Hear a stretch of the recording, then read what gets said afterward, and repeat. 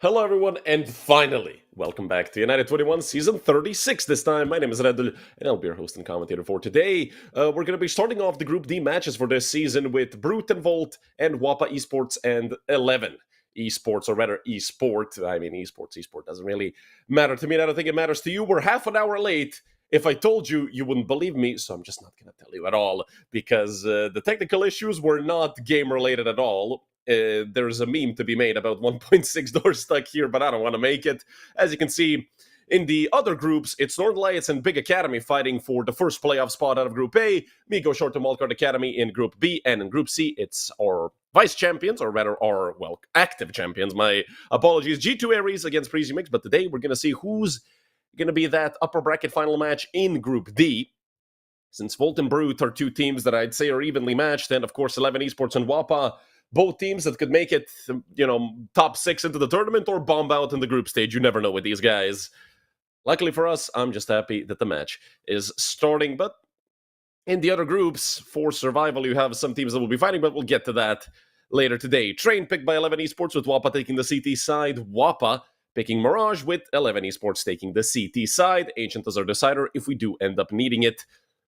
And I love ending things off in the jungle. I feel like Ancient as a decider can really show how strong your mental is, especially if the previous two maps were incredibly long. You need a lot of focus and concentration on Ancient if you want to do anything, whether it be T or the CT side, and we should be getting into map number 1 anytime now. It's Denmark versus Denmark, although I'm still not sure which roster it's going to be for 11 Esports. We already know what Wappa is fielding here. Gate, Xantos, Case, Stamlike, and Skoto, of course, if they don't have a stand-in, which they do not.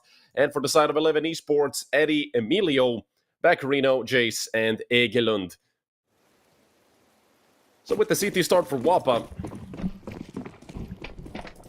it should be looking pretty. Skase, considering his picture.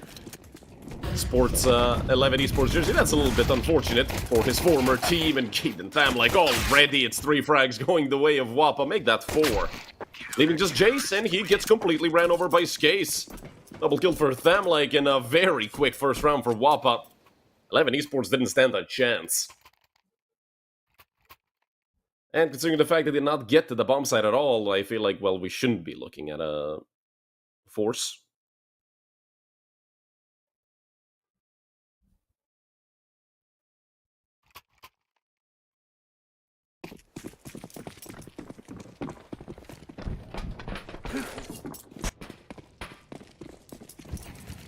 But 11 Esports do decide to, pull the force. For some reason, I'm not really sure. I mean, obviously, if they win the round, in that case, I'm stupid, and these guys are geniuses, and the force is perfect. And also, Wappa are anti-shredding the hell out of this. They bought 5 M4s on the should-be anti-eco round. They already know what 11 Esports like to do. And Skoto.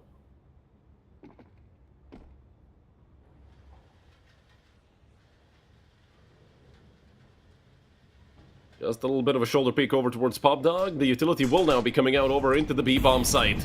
Thamlike, is he gonna have an angle here? I mean, that other smoke falls behind them. Doesn't even matter if he has anything. Xanto just straight up lining them up. Etty, oh my goodness, hit a bullet. He hits the most important one. He does hit the headshot, and with the molly falling default, 2 players pushed over into oil. Eddie has taken a lot of space over towards Khan. I'm not sure if Wappa are aware of it, but they are looking over towards Khan, and Gate is here, Skoto as well. Looking right into Khan. Etty does not get cleared. 1 bullet left in the Tech 9, and he's going to need to put it to good use. 18 seconds left on the bomb. Wappa do not have a kit. They have to get on it. They have to get on it as soon as possible. But this should be an easy clean up at the end for Wappa. It did look shaky for a moment. But, with at least 3 alive, they should be relatively fine when it comes to their economy, but getting the bomb down for 11 Esports is going to mean that they can pick up some deagles here in round number 3.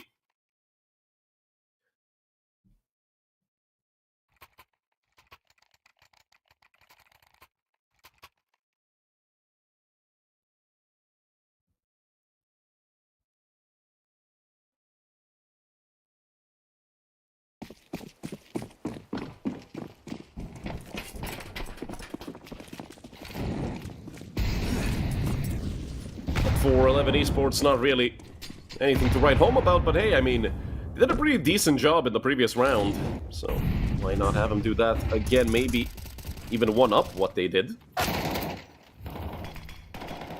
like...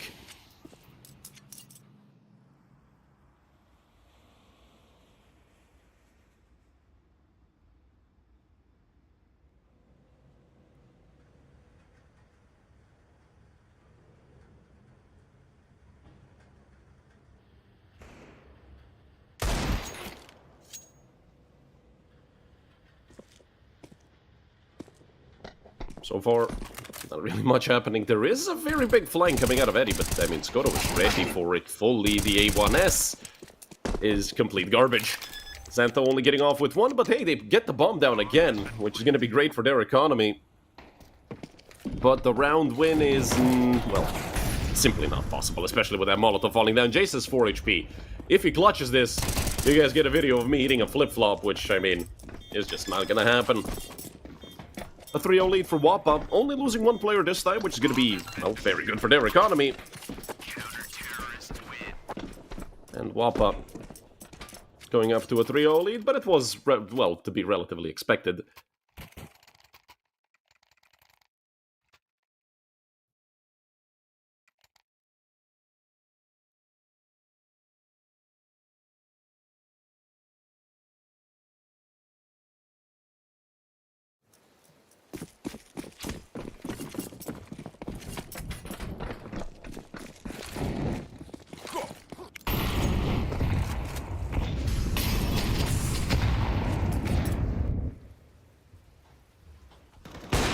On a full buy and finally with an up, but it doesn't matter for Egelund.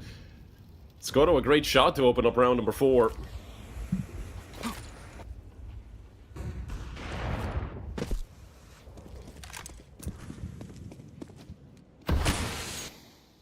In the 4v5, 11 Esports. They have to look to probably group up a little bit at least. Still being this split up. Could lead to them losing more players without a chance to trade, which is the biggest problem. Especially when you're already down a player. 11 Esports are going to be in trouble if that happens. But of course, it's much less scary to have a 4v5 on the T side rather than a CT side. And Thamlike looking to take away another player. The flash comes out. 2 are fully blinded. Thamlike and Skoto shut it down. Another frag for Skoto. 4 between the two of them. Leaving just Baccarino. And, well, he might as well just tuck away here towards Shower and not move at all. Can hear Xantho. I don't think Xantho has any idea about Baccarino being here. Yeah, definitely. Zacharino goes down. I feel like that was a bit of a jump scare for Zacharino. Molly thrown. Should be able to get away with the plant here. And yeah, Baccarino, if anything, is going to get the bomb down, but he is a dead man for sure. He actually gets another. Okay, Baccarino, I see you. 3 kills for Thamlike. 2 for Skoto to fill out the full house.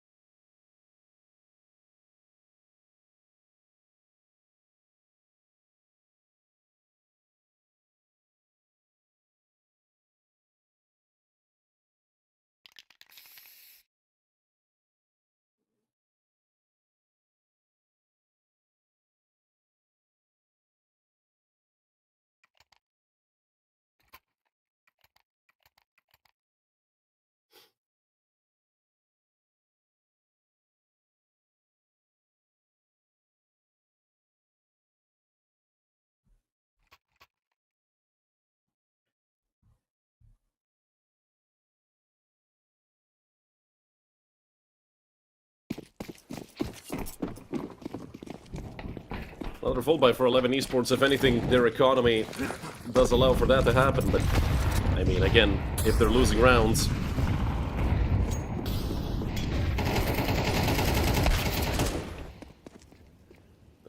This time opening up a round with 2 frags. Gave, looking for the trade and actually does get 1 on the redesigned, the new and improved version of Train.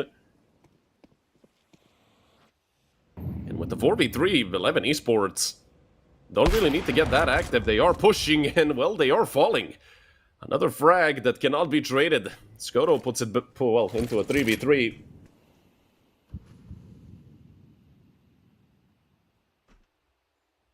And in the meantime, Xanto has sort of sat vacant over towards the B bomb site. Gade, will he get hard clear? The answer is yes, but Gade is still fragging, although quickly traded by Egelund. Now it's Xanto, left in the 1 versus 2. Baccarino did everything he could, got 3 kills. Let's see if that's going to be enough for 11 esports to ultimately get their first round. Xanto looking for the retake. One player looking right at him, and Jace is going to nail him. Great job by Baccarino to open up this round with a double kill.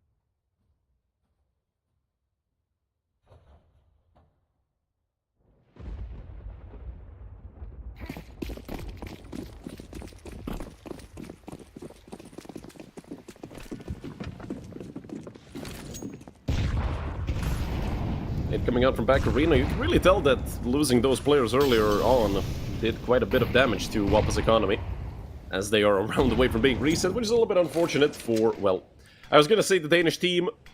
Both of these are Danish teams. How many do we have this season? Last season it was like 5 or 6.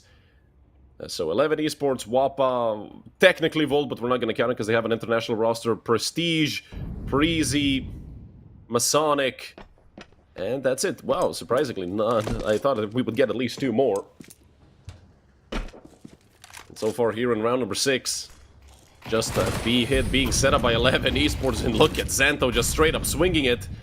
There is a player holding this off, a good molly thrown to at least slow down the offense down through lower, and Xanto fighting around this smoke. Down go both Xanto and Skoto. With their positions being given up, but the Molotov Enti completely missed. Oh no, Eddie. And now Jace is gonna go down as well. It's a 3 versus 2 in the favor of Wappa.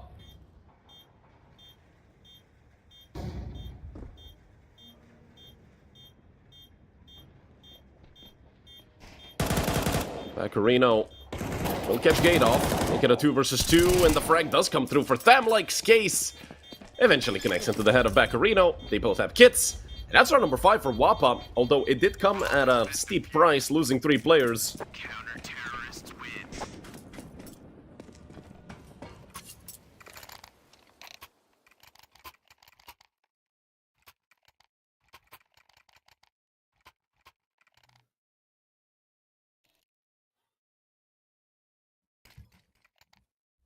And another technical pause. Hopefully it's going to be another short one. And I am hearing messages coming through in chat. Should be, yeah, just to unpause it.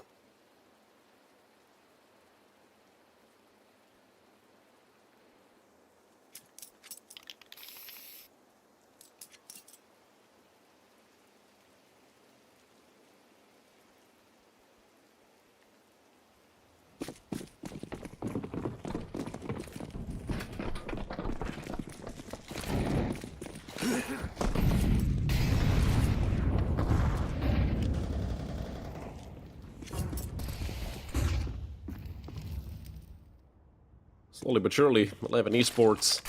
Once again, a default round, and, well, they have taken Hull's control, which is something. But obviously, it would take Xanto pushing this to really give him space.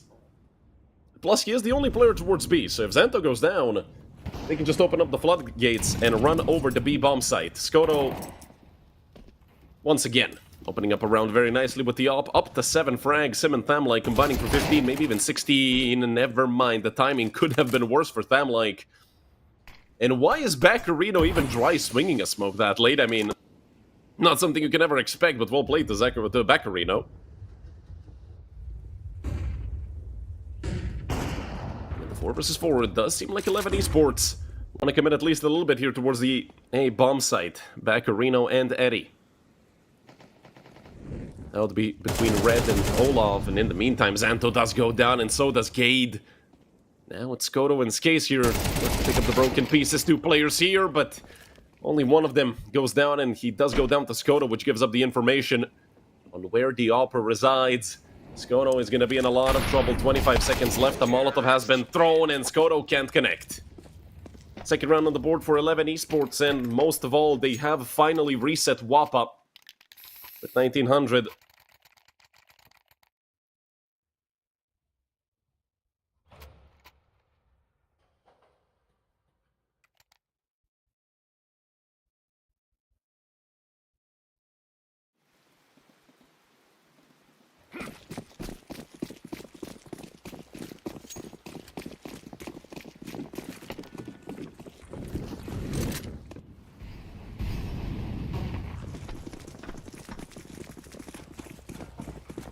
Look at this push out through Ivy. They have decided to go full eco, which is interesting, depending on how many or how much money some players have, but for Eddie and Egelund should be a routine cleanup. That is a very clean by Egelund. 3 kills for him, 2 for Eddie. And 3 rounds for 11 esports, but that third was to be expected with WAPA being completely naked, a full eco. And they will have a buy. Okay, so even with 1900, they have enough money saved up to get Skoto an op, 3 M4s, and, well, 1 MP9. Can't always have everything.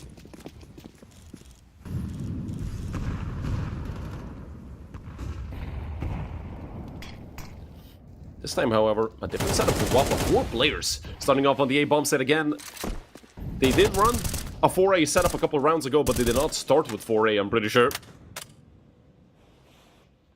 Gade just looking to spam the smoke, and if he was to spam it right now, there's a good chance he'd connect into something, or rather someone, on the side of 11 esports. Gade looking to re-aggress, and, well, there's 3 players here. If Gade does that again, he's dead. Simple as that. But with another smoke thrown, Gade has been given more space to work with, more time to, you know, poke and prod around that smoke. You can tell that secondary smoke really discouraging the bigger part of 11 esports, leaving only Eddie there to keep map control. Oh, Gade, that was close. He actually does take quite a lot of damage himself, down to 20 HP. But time is slowly running out, 45 seconds left. And they're going to be running into a very stacked A-bomb site. There's 4 players here. And they're fighting tooth and nail here, 11 esports, and they simply have to. Gade nearly missed that. But it's Skoto's op. That's most likely going to seal the fate of 11 esports. Only Egelund left, and Skoto is going to close out the round. Another multi-kill, another triple for Skoto. Up to 11 frags is WAPA's sniper.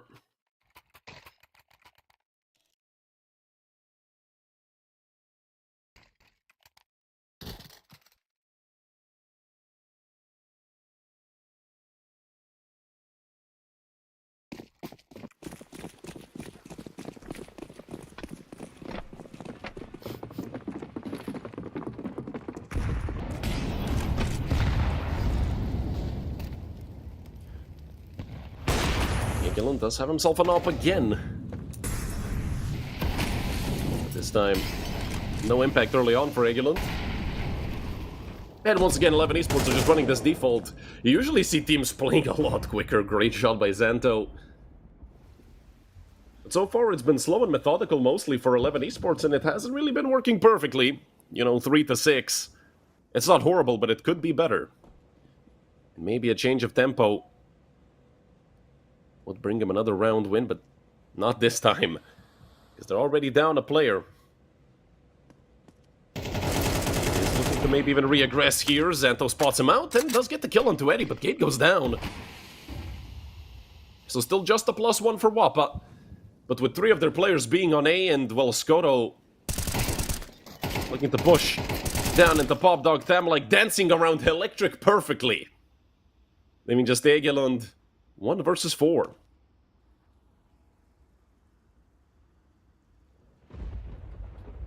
There's a player on his left. He is looking directly at him through the smoke, but he is not quicker than Xanto. 3 for Xanto, 2 for them, like a 7-3 lead for Wappa.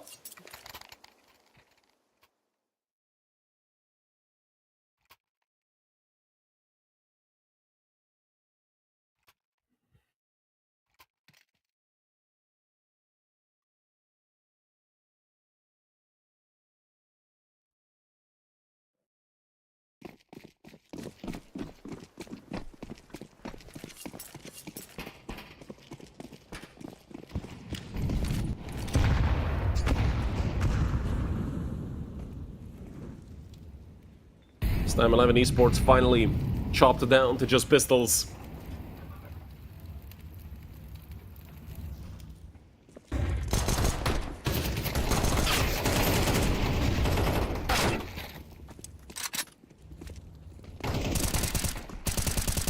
Counter-terrorists win.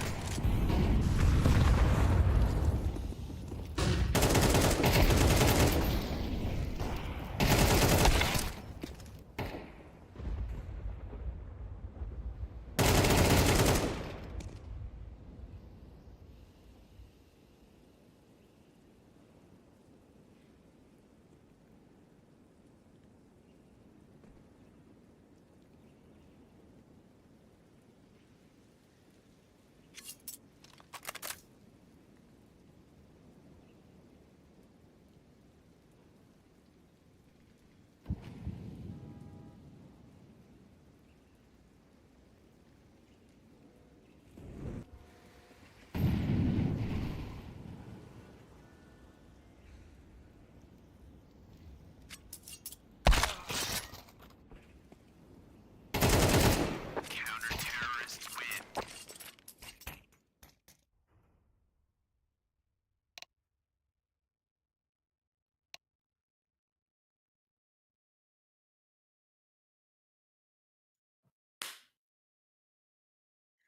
I just like to ask production how long I've been muted for, because I feel like... Oh my... The last 2 minutes? Okay, thank you. Oh my god. Well, I did get hyped for Gate getting that knife kill, trust me. My neighbors can confirm it to you.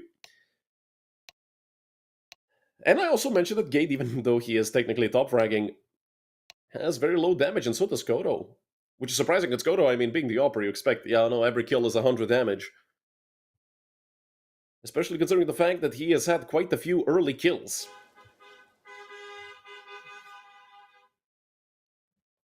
But a 9-3 lead for Wappa, I mean, unless you're superstitious, that is a phenomenal half for the green Danish team.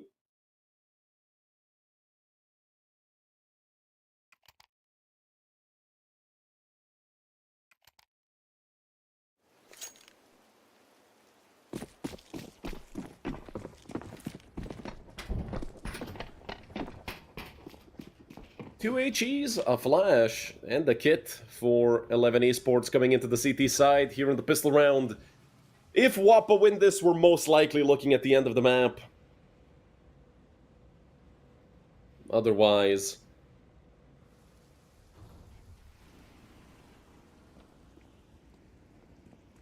11 Esports are going to get a chance at coming back, but these are difficult angles to clear with Glocks, although when you smoke them off and when you get close, it becomes a lot more difficult for those players handling the USPs, and so far it's Case and Skoto. A 2-for-1 in the favor of Wappa, make that a 4 and maybe even a 5-for-1. Egelund, okay. Two quick taps, giving himself a realistic chance at clutching out this 1v2. There should be a kit dropped somewhere, I have no idea. I think Baccarino had the kit, but I have no idea where Baccarino even went down. Egelund slowly but surely moving forward, and with the crouch peek, it's Skoto to deny him the clutch. 10-3 lead for Wappa. Taking that second pistol round is going to be huge for the mean green team, because, well, look at the money on the side of 11 Esports. They're going to be down 11-3. Oh, they're going to force? I mean, you kind of have to.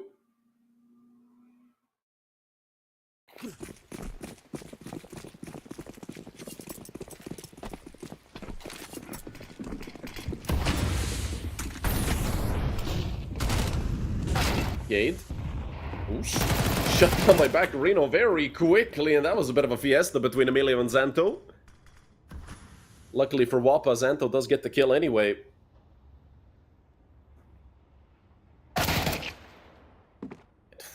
Not a great shot. This time for real, by Zanto. And a 4v3 for Wappa. And you can tell Wappa are giving 11 Esports their respect. Even though they're up 10-3, they aren't really rushing anything. Playing very methodical Counter-Strike. I love when teams can be a little bit conservative with the way they play. Yes, it will make for rounds that end at 20 seconds, but does almost essentially guarantee clean Counter-Strike. And so far it's been incredibly clean for the side of Wappa. It's got in the hands of Egelund. Did he connect? I do think he connected onto Skase. And he finally finishes him off. Eddie there with a frag as well, but Thamlike finally bounces. Him and Zanto have to try and clean this up. Two players over towards Khan. Zanto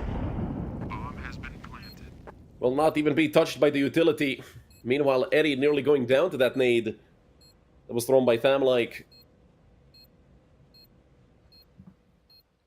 Both of them coming out from Khan. The bomb is planted very well for both Thamlike and Zanto.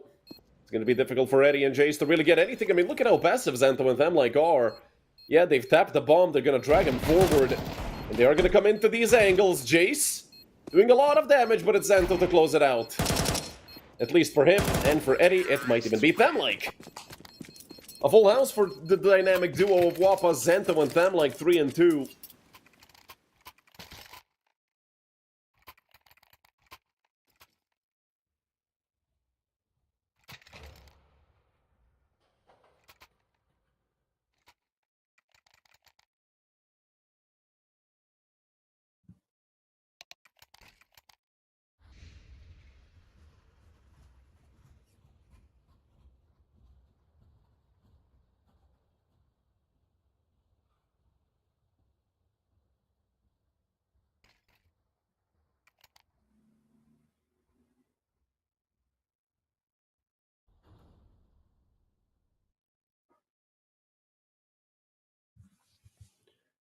Back pause for the side of Wappa. Knowing they're up against almost a full eco, they're probably revising what 11 Esports like to do in situations like this. So far, 3 AGs. We might even see all 5 players purchase grenades and just chuck them somewhere. But I feel like the time is almost up for 11 Esports. They need to magically win this round to still be in this, because, I mean, yeah, 3-12 comeback is technically possible. Don't forget, this map was at 1.336. Rather 6-3 for Wappa. They've won 5 in a row ever since. Seems like it might even be 6 very soon. Eddie fighting alone. Not the best idea up against rifles with just a pistol. But then again, 11 Esports are in full desperation mode, it feels like. Just get rounds any way you can, and you never know when that Deagle is going to decide to connect. And just shut things down. Never mind. That is such a filthy peek by Zanto. The crouch. Egelund goes down as well. B-side is almost fully open. I mean, yeah, the rotation is here, but does it really matter? My goodness, Thamlike pushing forward. He might go down, actually. Never mind. 5 alive for Wapop, 9 map rounds in a row. If anything, the potential last round for 11 Esports is gonna be a full buy, so at least they get to go out on a bang. If they do go out now, otherwise we might see them piece together a comeback. And as positive as I always am, optimistic for the comebacks. Who am I kidding? I'm never optimistic. These guys are cooked. Cooked, I tell you. But you never know. I mean, 11 Esports, their biggest problem throughout like the last, I was gonna say the fast 5 seasons I've seen them, the last 5 seasons I've seen them, yeah, they've been terribly inconsistent. Because I wouldn't be surprised if tomorrow our other match is Brute Volt. The loser of that match goes up against, let's say, 11 Esports. In case this first map is something to go off of. And then they're gonna just beat them up. Because 11 Esports are a team that hits the lowest lows and the highest highs. And so far, they've been at, well, almost the lowest low. Just 3 rounds so far. Skodo caught out by Eddie, so finally a good chance for 11 Esports to take a round on the CT side. In a 5 versus 3, although I still wouldn't be surprised if Wappa gave this a fair shot. Xantos, Case, and Gade, I mean, everybody on the side of Wappa have been having a good map so far, so it's not surprising at all that these guys want to go for it. And only Jace on the B-bomb side. Jace with his 3 and 12. He is helped by Egelund, and that op is going to be worth its weight in gold. My goodness, that timing was horrendous. Egelund misses. The bomb still hasn't crossed. Emilio is here as well. 30 seconds left. Do they have a Molotov? They do not. The plant can... Oh, they have thrown it. But Gates sticking through on the molly. He's going to plant it all the way. Leaves Case and Xanto with a 2 versus 3, but Case is a bullet away from that, luckily for him. No more nades apart from a single flash in the hands of 11 Esports players. Egelund here with the op as well, and that just leaves Xanto 1 versus 3. Xanto swings out, does connect them to Eddie, but left with 22 HP. 15 seconds left on the bomb. They are going to try to stick this back. Areno holding off. Xanto just a shoulder peek. 3 seconds left on the defuse. And they hold out. Finally, a 4th round for 11 Esports. We waited 6 rounds, or rather 7 rounds for this to happen. But I think it's, well, considering the fact that that round came as late as possible, I feel like it's a little bit too late.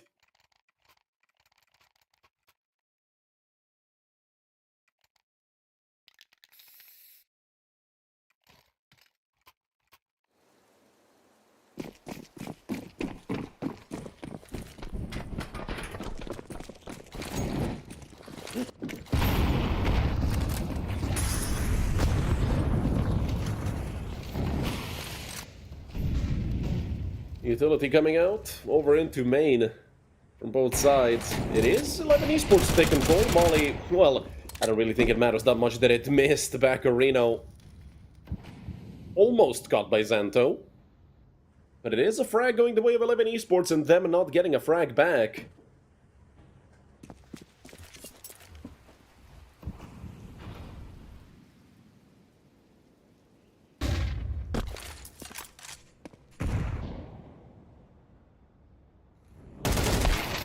Gade, double peaked. I mean, the coordination is here for 11 Esports. The problem is, where was it the previous 15 rounds?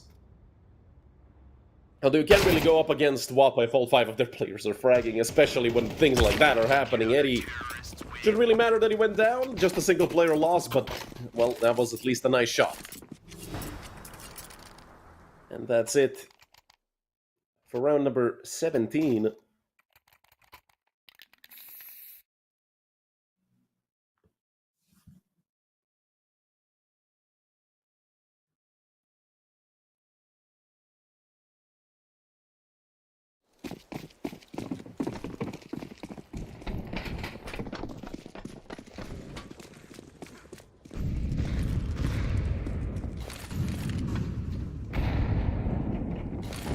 Quick B rush by Wappa.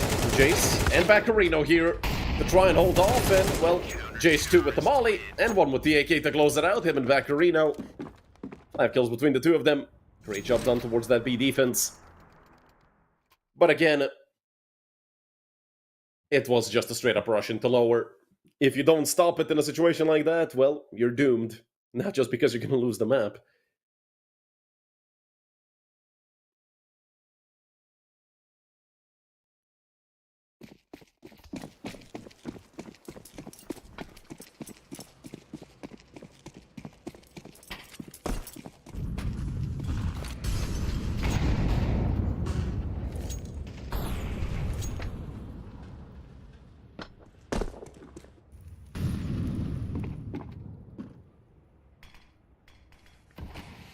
Finally, another full buy for the side of Wapa. I feel like we're simply just waiting for this map to end. Because can 11 Esports really get 6 more rounds? I mean, these rounds so far have been relatively clean. And I've seen worse leads get choked away. I've seen a team lose a 12-1 lead. So 12-3 shouldn't really be much of a problem. 1-for-1 trade to open up this hit towards B. Eddie has to go down, and Skase is already holding towards Khan. And this might be the end of map number 1 as we know it. Only Egeland left. 1 versus 4 with the op. Shouldn't really be possible. Shouldn't really even give him a chance on the side of Wapa. Xanto wanted to end the round a little bit early. Gets punished for it. But with that smoke falling, Egeland has to push through it. I mean, oh, they're not looking at the smoke, which is interesting, but the USP will not connect. Map number 1 done, 13-6 for Wapa. It was dominant all the way through. Only in those first 5 or 6 rounds it looked like it would be a little bit close, but ever since that, well, happened, Wapa just ran away. Simply a phenomenal map by the green Danish team. And this was the map pick of 11 Esports, meaning the one positive thing for them coming into map number 2 is that they got to pick the side they want to start on. But that's about it. 1-0 lead for Wapa. Now, in a couple of minutes, well, 10-15, we're going to see if they can close this best of 3 out on their own map pick.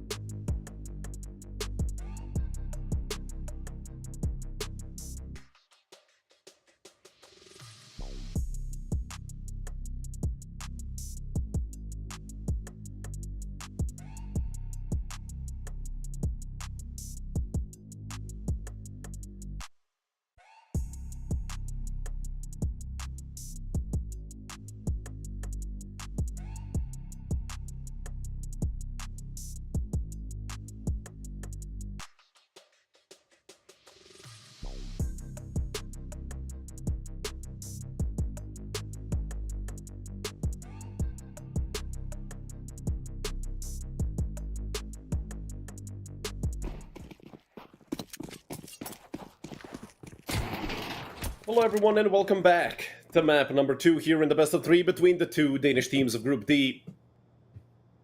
11 Esports up against Wappa. Wappa off on the T side, 11 Esports starting CT.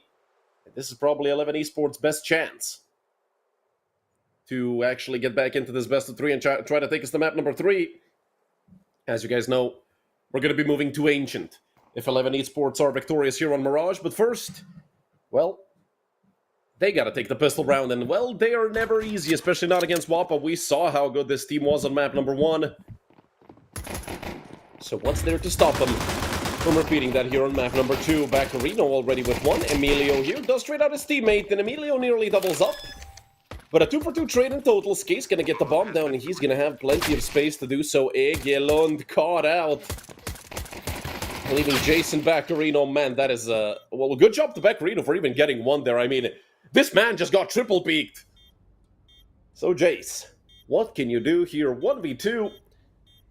Both have Kevlar's cases tagged up a little bit, and now they know where Jace is. He does drop down. That is probably the most important part here of actually getting to the bomb site, but Thamlike is there to defend his teammate. 3 for Skates, 2 for Thamlike. And even when it started off good for 11 Esports, Wappa just clawed their way back. But we do immediately see the scout be taken by Egelund, so probably signaling we're going to see a force.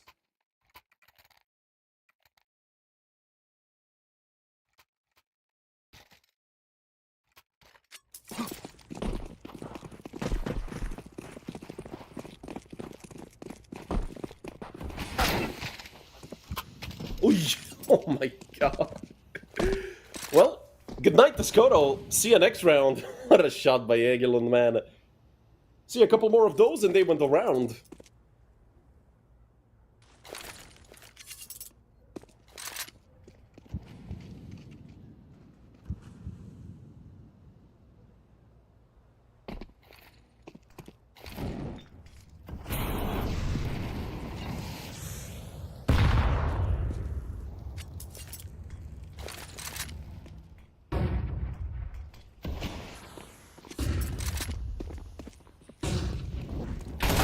Into A. 3 players should be here, Eddie. What a shot.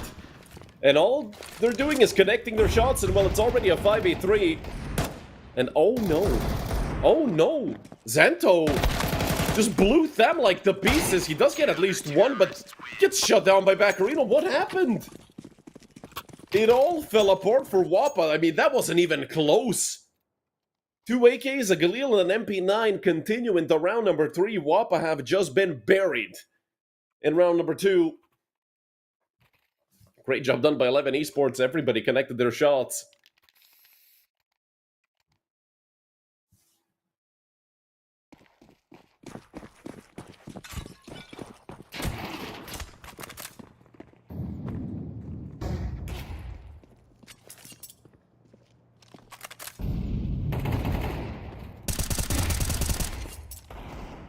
The Eagles, man, they're ruthless. This time it's Xanto taking the first kill, going in the way of Wappa, and he immediately falls back from mid. I love to see it. There's only 1 player on A. If Eddie goes down, they're going to be in a lot of trouble, but Eddie is holding strong, even helped out by Egelund. Gate might have timing, and Gate does have timing. Down goes Jace. Continues going forward. Emilio misses his chance, but Egelund doesn't. That allows Eddie to stay over towards A.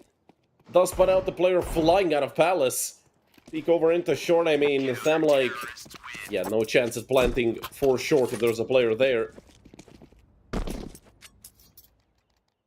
A couple kills found by Wappa, but 11 Esports go up 2-1.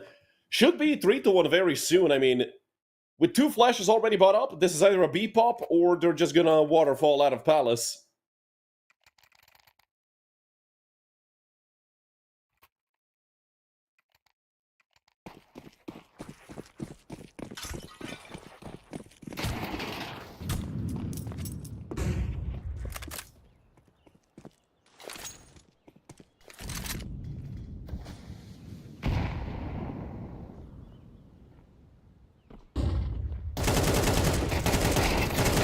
Eddie does get, well, caught out, actually. I thought he was going to get 1 at least. They did nade the hell out of them over on default, but the bomb has been planted, even though they are all going down. It's a shutdown, only Famlike left. It's Egelon to close it out. 2 for him, 2 for Emilio. But if anything, Wappa got what they were after. They got the plant, even got a kill as the cherry on top. But it's a 3-1 lead for 11 Esports. Counter-terrorists win.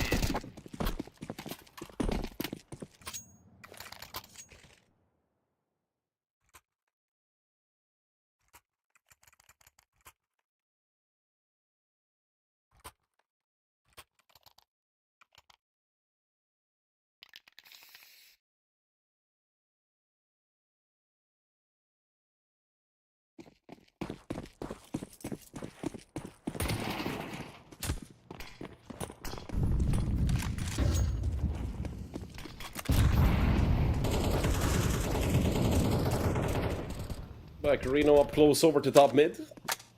Love the change of pace from 11 Esports. I mean, they didn't really play that aggressive in these previous rounds. First bullseye is out, and well, back Carino catches Case off guard.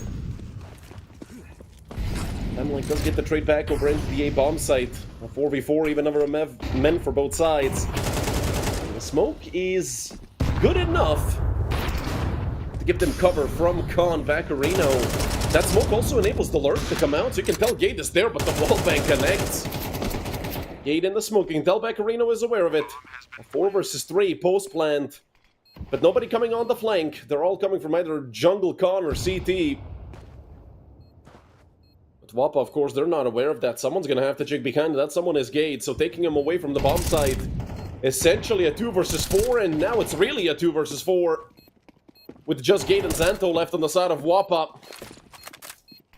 Smoke over towards ramp, and one player pops out of Palace. Zanto immediately traded, and down goes Gate as well. What a retake from 11 Esports. Great job done. Double kills for both Jason Vaccarino. And a 4-1 lead.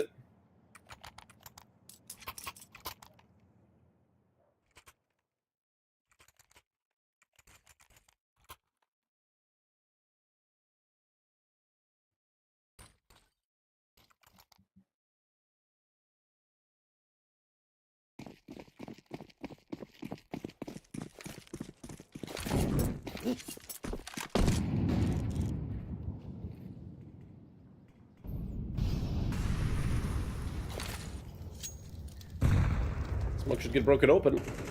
Vaccarino will not see anyone, actually. So Zanto going through on short. He has the only rifle. But he might go down to Emilio, and he does. So Jace, only blinded again. Jace, well, can't really see anything. It's Emilio to get another. You should look to just plant the bomb here. AK picked up, and it's Thamlike. Connecting with the Deagle. A 2 versus 3. Almost made a 2 versus 2. Scotto's yet to find his first kill, but Thamlike connects again. Now it's really a 2 versus 2, and Scotto, he has been bombed a bit. Oh, that was close. But the spray does not connect. Thamlike, he gets himself an AK. Also has a chance to plant the bomb. Eddie is there, and Scotto takes him out. Oh, what a chance for Wappa to steal this round away. It all started with pistols and a single AK. Now they have a 2 versus 1. But Scotto doesn't have Kevlar. Thamlike is faring much better. 80 HP, Kevlar and helmet, but it doesn't matter against Egelon's op. 1 bullet each. And Scotto has the angle. 2 rounds on the board for Wappa. What a way to get your second on the board. Thamlike and Scotto combining for 4. Stealing 1 away for Wappa. Luckily for 11 Esports, their economy was good enough for that not to really matter.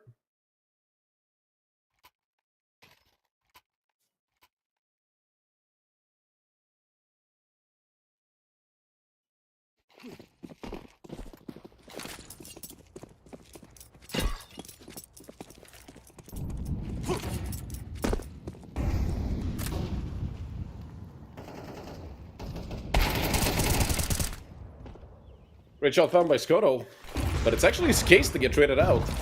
They know there's at least 1 more here. Egelon doing good damage onto Thamlike, leaves him with just 13, and look at Zanto, already out. Vaccarino is screwed. Emilio has to get something from short, otherwise they're gonna just wrap him out on A, and Emilio does get at least 1. It's a 3v3, Vaccarino aggressive into ramp, dodges the flash perfectly. And Thamlike is low. This nade might even finish him off. He does jump back, holding this angle, but the swing comes out from Baccarino. And the molly actually prevents Xanto from getting the trade. It all falls apart once again for WAPA 11 Esports. En route to round number 5, the jump peak from Xanto. He just wants the bomb. Can he pick it up? The answer is yes. Baccarino misses, swings back with the USP. Not sure if that was the best call, but he does have Jace here. And if that was a bait and switch, then it was absolutely perfect by Baccarino and Jace. Even the up gets saved over. A 5-2 lead for 11 Esports.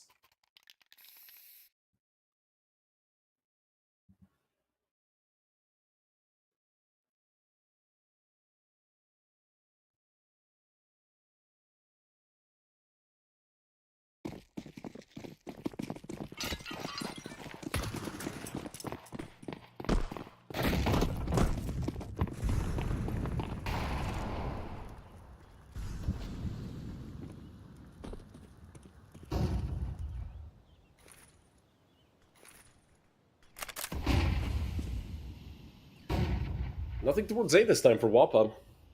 So Egelund will not be seeing much action over towards ramp.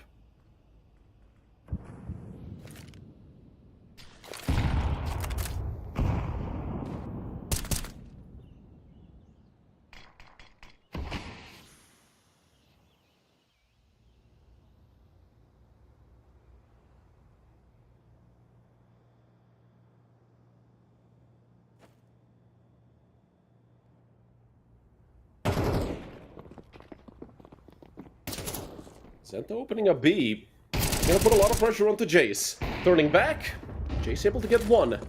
The op shot leaves Baccarino with 17 HP. With the 50 seconds on the clock, WAPA can do whatever the hell they want. And they're gonna look to stretch this defense. One player does jump into window, Egelund has to turn back. And with a player that deep into Palace, 30 seconds left, WAPA might be walking straight into a trap. But Skaze taking out Egelund does make the situation a lot easier. WAPA are facing a reset. If they lose this round, they're going to have absolutely nothing. And Eddie is just going to pounce Baccarino close to CT, not connecting onto anything. Look at Eddie. He is being held by Skoto. He has no idea. 10 seconds left. He's just going to walk right into his crosser, or maybe not. First of all, they have to plant the bomb. Skoto looking at Palace. And down goes Eddie. He waited for so long just to walk right into a sniper. With Jace being the last man alive, he's saving this for sure, but will they try to hunt him? I don't think they should. You know, saving 4 guns in a round such as this, where you have no money, is going to be absolutely great.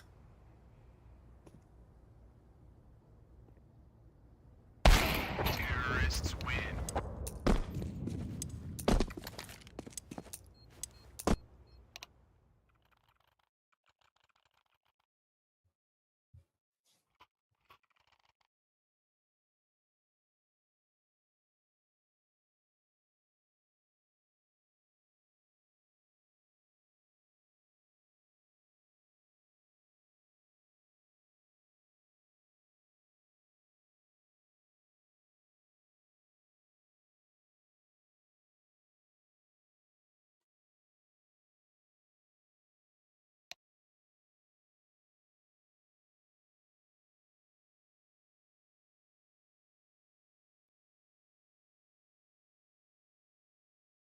Timeout called by WAPA.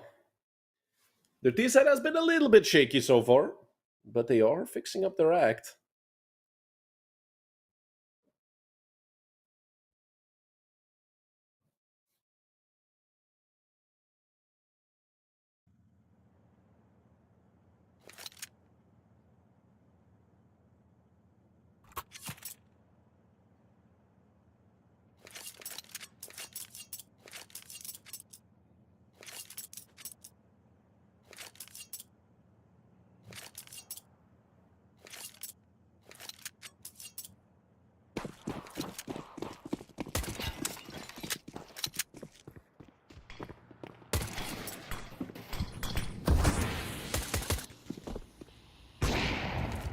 Five US, or rather 4 USPs and a Deagle. For 11 Esports, not really much to worry about for WAPA in this round. Well, they're really shouldn't be much of a reason for them to worry, right? I mean, not like a single deagle can win you the round. Of course it can. We've seen it. We've seen that happen a million times. But as long as Wappa keep playing their, conservative Counter-Strike, as I called it, and they don't really run around too much, they should be fine. But you never know. These guys are incredibly good with deagles on both sides. And you really never know what could happen.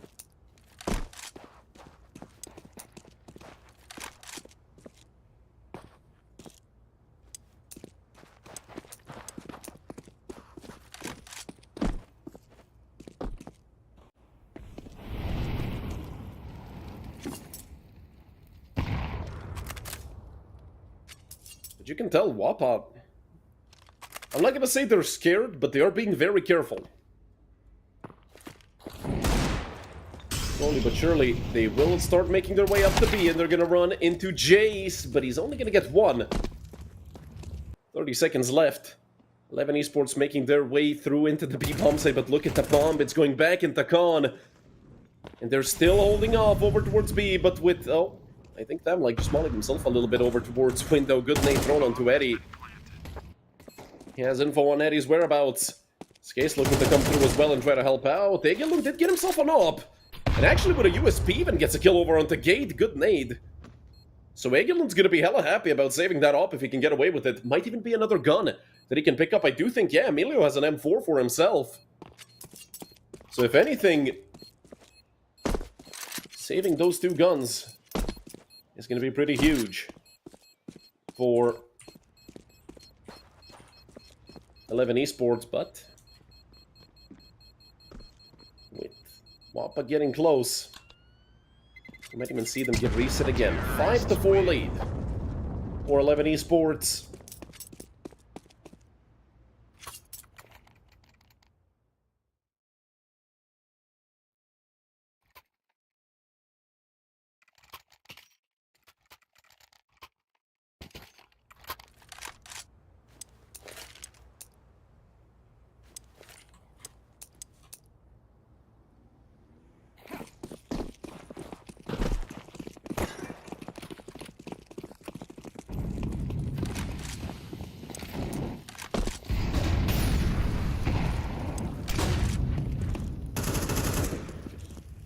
Fast mid control taken by Wappa. Perfect moment to do so. I mean, 11 Esports sent the player to push both apps and underpass, although that is a lot of information for 11 Esports.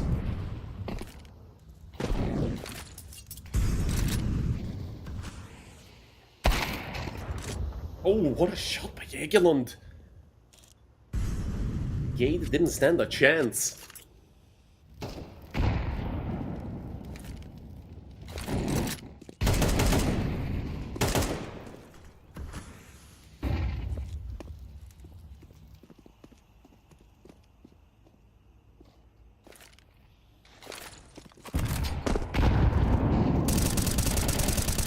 To move up, Emilio, bad Baccarino.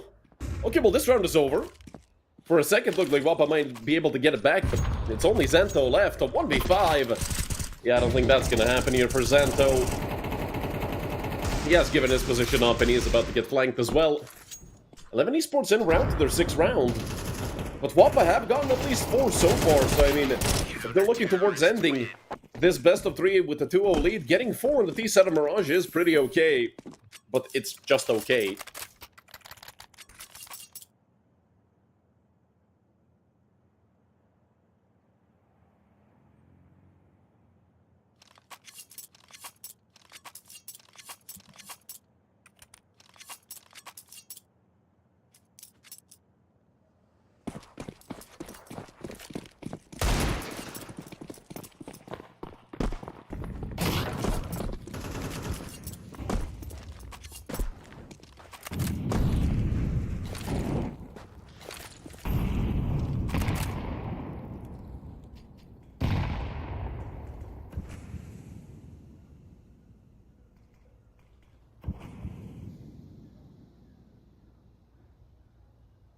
Having lost Gade so early, Wappa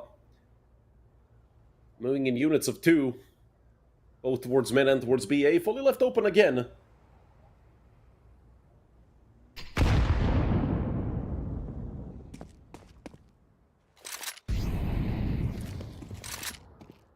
course, left open by Wappa. Or rather, not being attacked by Wappa should be the better call. 3 on B for 11 Esports.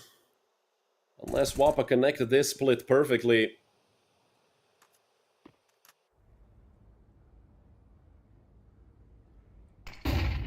Amlek has moved up.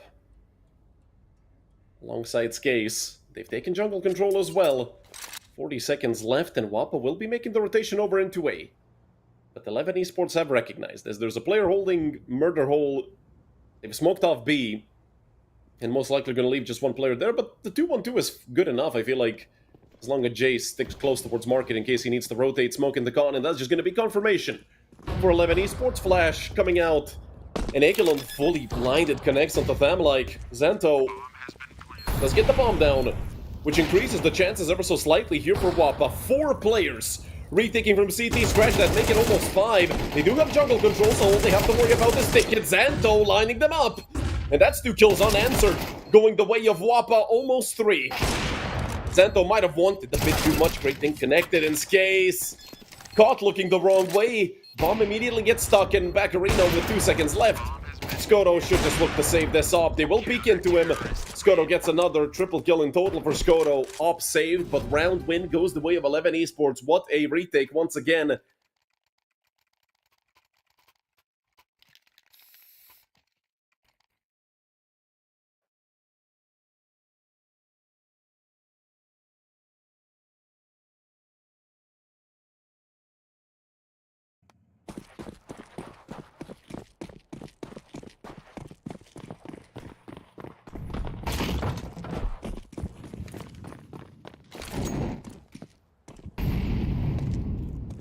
Deep molly for B, and a quick boost for Egelund. Gade, most likely, 1 foot in the grave already without even being aware of it. Or maybe not. Egelund with a missed shot, and Vaccarino didn't fully clear mid. Didn't have any help either. I mean, mid is essentially open apart from Emilio being on short. Wappa have a chance of potentially getting their 50. Do spot out another player towards short. Thamlike, great shot connected. That's the second of the round, second for Wappa. And now in the 5v3, they really should be looking at closing this out. A very likely 5th round for Wappa, unless Eddie can pull something off. They have spotted him out, and well, once again, it's Skoto doing the same thing, essentially. Jace looking to be aggressive from CT, but they are already covering it. Egelund and Jace.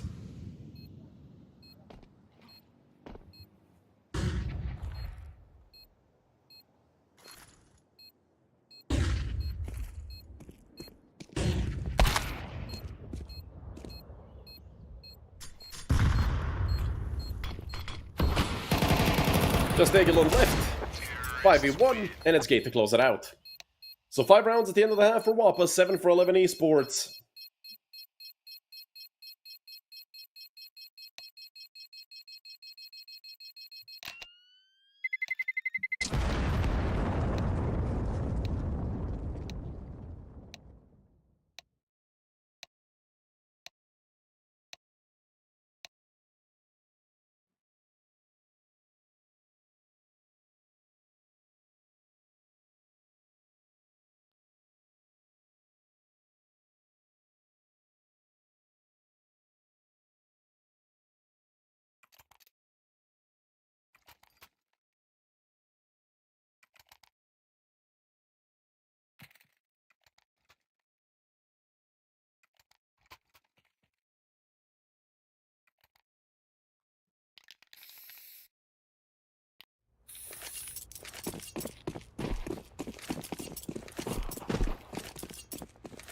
Five Kevlar vests on the side of Wappa.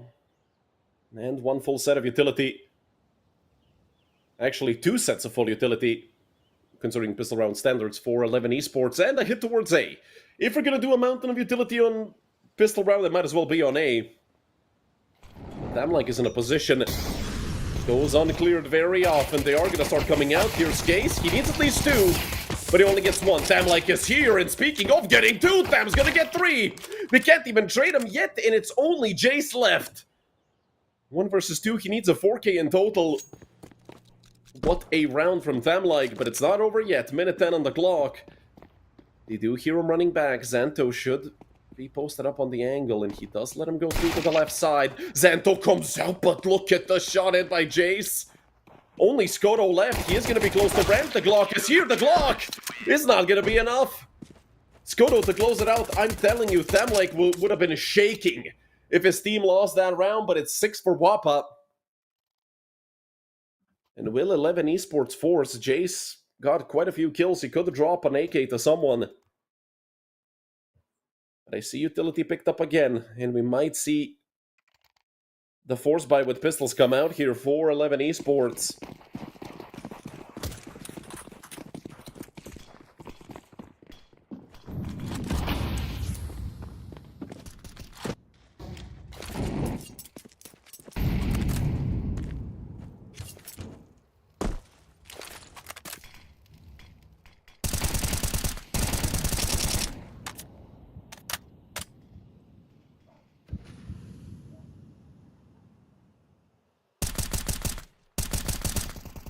With the early frag found, you can already see 11 Esports fully deterred away from the B-bomb site.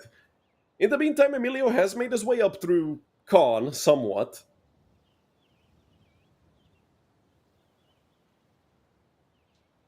And he has been spotted out. Oh, that's unfortunate. Oh, that's unfortunate. Skace. It would have been so funny if he just swung out and nailed Skace in the face. Obviously, it wouldn't be funny to Skace. It would be funny to me and maybe to you guys.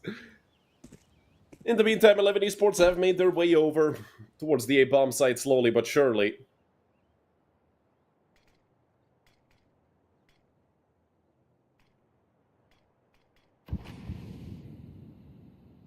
Smoke for Under Palace. Oh, that's by CT's. Oh, somebody missed that. Okay, I thought the T smoked, and I'm like, wait, what the hell are 11 Esports doing? But no, that is a missed smoke that ends up being perfect to mask the Molotov, and then, well, they might even think that somebody is under Palace because of it, but I don't really think it matters what they think. It's a 5 versus 2. Now a 5v1 Egelund. Maybe getting one would be fine, but not even that single one. Skoto doesn't give him a chance. And slowly but surely, Wappa have woken up. It's only Gate who's still quiet, 4 and 11. He is struggling quite badly.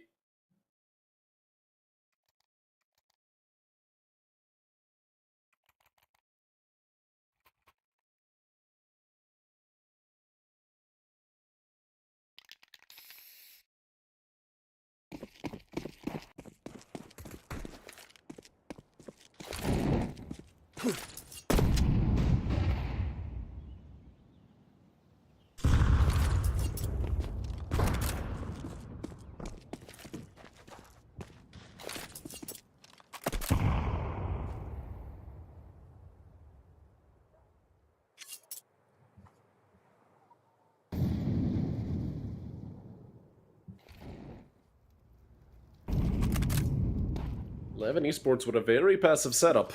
Minute 20 left on the clock. They've barely come out to top mid.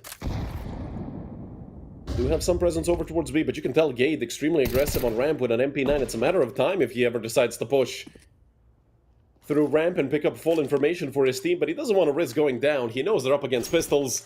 Emilio and Jace are both low. Baccarino already going down, but a good trade.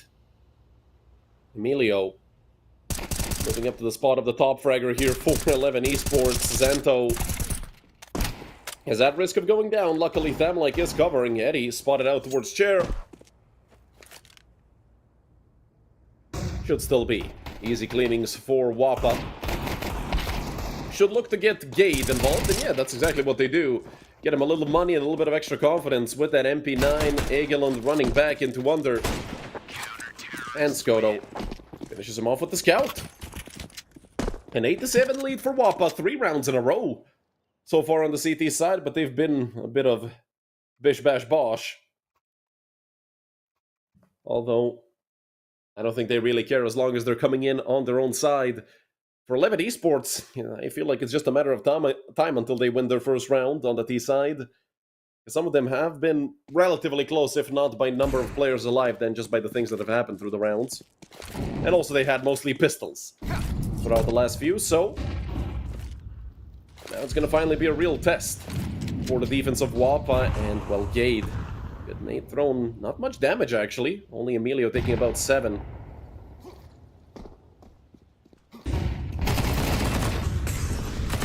Gate good for one, and with the flash coming out, Gate gets another. Swapping over to the AK, Gate looking for three. Gate, what a hold. Perfect flash by Skase as well. You have to give props to Skase. He does look for a bit too much, but you know, when you get three already, why not look for the fourth? Skoto's gonna decapitate Eddie. And it's only, well, not even only Baccarino. Now it's no one left. They're gonna upgrade to these AKs. Two AKs picked up. Zento does not get one for himself.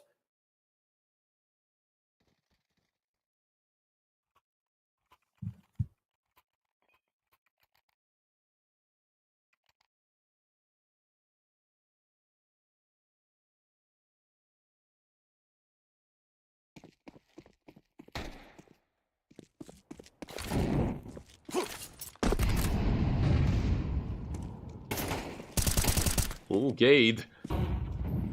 Nearly caught out by Egeland. Does punish him for the aggressive peek. And it's Case as well. Going aggressive. Love to see it. Down goes Emilio. And I feel like 11 Esports are fizzling out a little bit. This is about to be the 5th round they've lost in a row.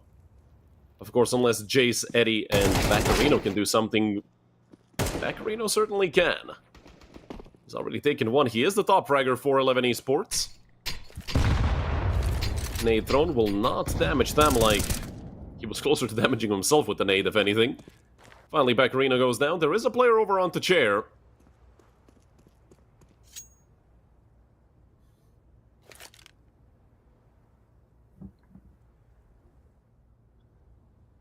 Slowly but surely, they're about to walk right into Xanto. And Xanto should get both. 3 for him. Great round for Wappa, only losing one player. But 11 Esports are going to be another full buy.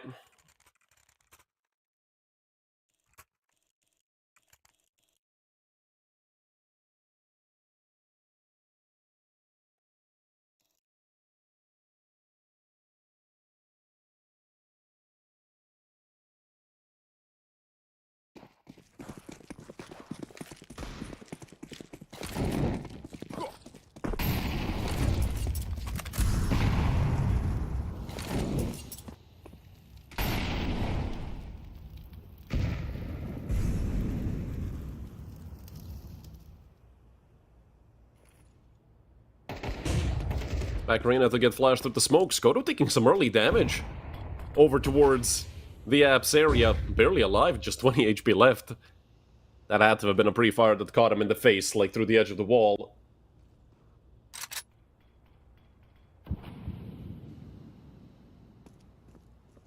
Eleven really need a round. They need to break the streak of Wappa, because Wappa are very confident. And we saw, I mean, Gate went from 4-11 to 9-12 in the blink of an eye. And that's not going to be good for 11 Esports. If that continues, they're looking to move up through mid. They have taken mid control fully and already slowly pushing con. Gate nearly connecting some damage to the smoke, but Aguilon continues forward. The spam will not connect. Maybe a wallbang. Not even an attempt from Aguilon. At least not yet. In the meantime, they've lost Eddie. Eddie is struggling. 3-16. Great shot found by Skase. Two players are going to be holding this. 30 seconds left. The bomb is just now coming in through Ram. Still two players on the side itself. Skoto, great shot onto Emilio. Leaving only Jace to fend for himself. 20 seconds left. He does have utility on the bomb, plus an AK full HP, but that's the only positives here. Xanto closes it out. 6 in a row for Wappa.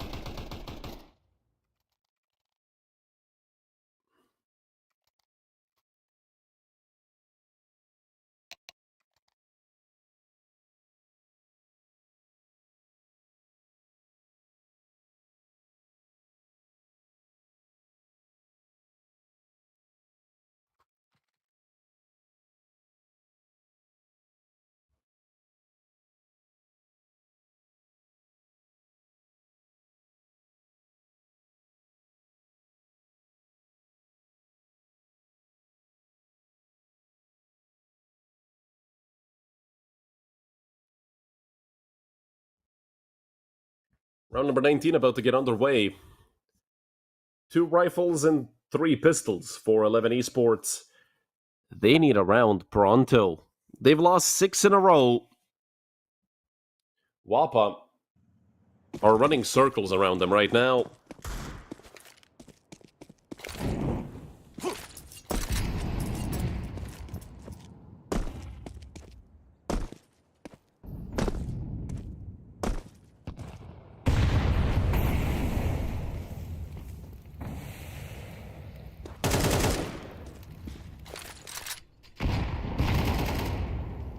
They thrown on top of Jace. Leaves him with 38, and Skase finally takes him down. Xanto does get dinged.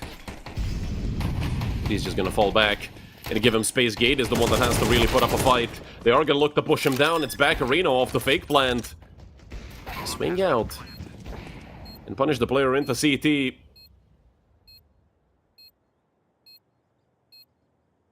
A 4 versus 3 retake. Still just a single rifle. 4. 11 esports, but Eddie might be able to pick up an op.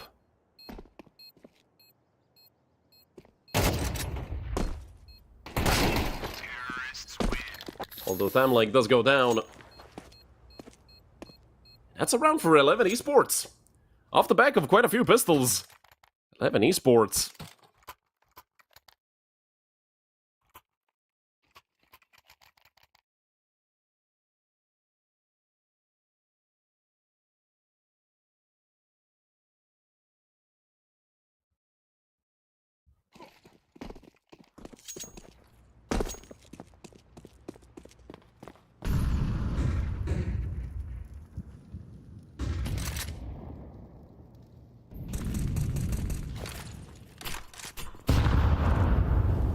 Skoto did spot a player out, and Skoto actually misses.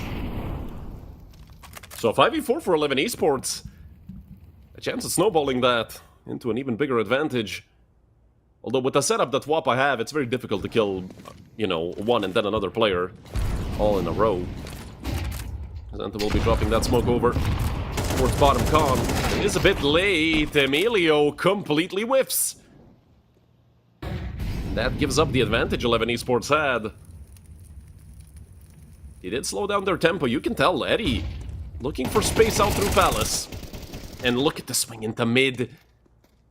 Back Arena was all alone. He did have Jace over towards top mid, but Jace really couldn't do anything. That has given Egelund some time to come out through abs with the op. This should be a frag for Egelund. The sniper's just not hitting anything this round. And about to be on map point, Wappa have a 4 versus 1 with 40 seconds left. Jace, it hasn't been the greatest map for him so far. He really needs to pull off a miracle. Here for 11 esports to win this round. He does get one. With less than 30 seconds left. 11 esports are looking for match rounds in a row. Or rather facing, because those rounds all favor Wappa. 4 chances for Wappa to close this out, 2-0. They have been the better team today. It's not over yet. But they have won 7 out of the last 8 rounds. That's very painful for 11 esports.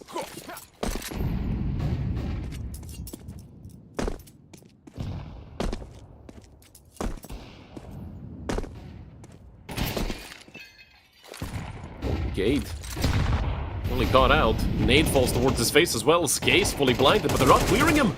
They're not clearing Skase. He has a chance to line them up. 2-3 for Skase. And a single mistake is all it takes. 4 for Skase. 21 and 14. It's Thamlike to end it off. And ladies and gentlemen, Wappa have dismantled 11 esports in this best of 3, a 2-0 victory. But it was a very dominant 2-0 victory. 11 esports, it looked like they had a chance here on Mirage, but they fizzled out very quickly in the second half.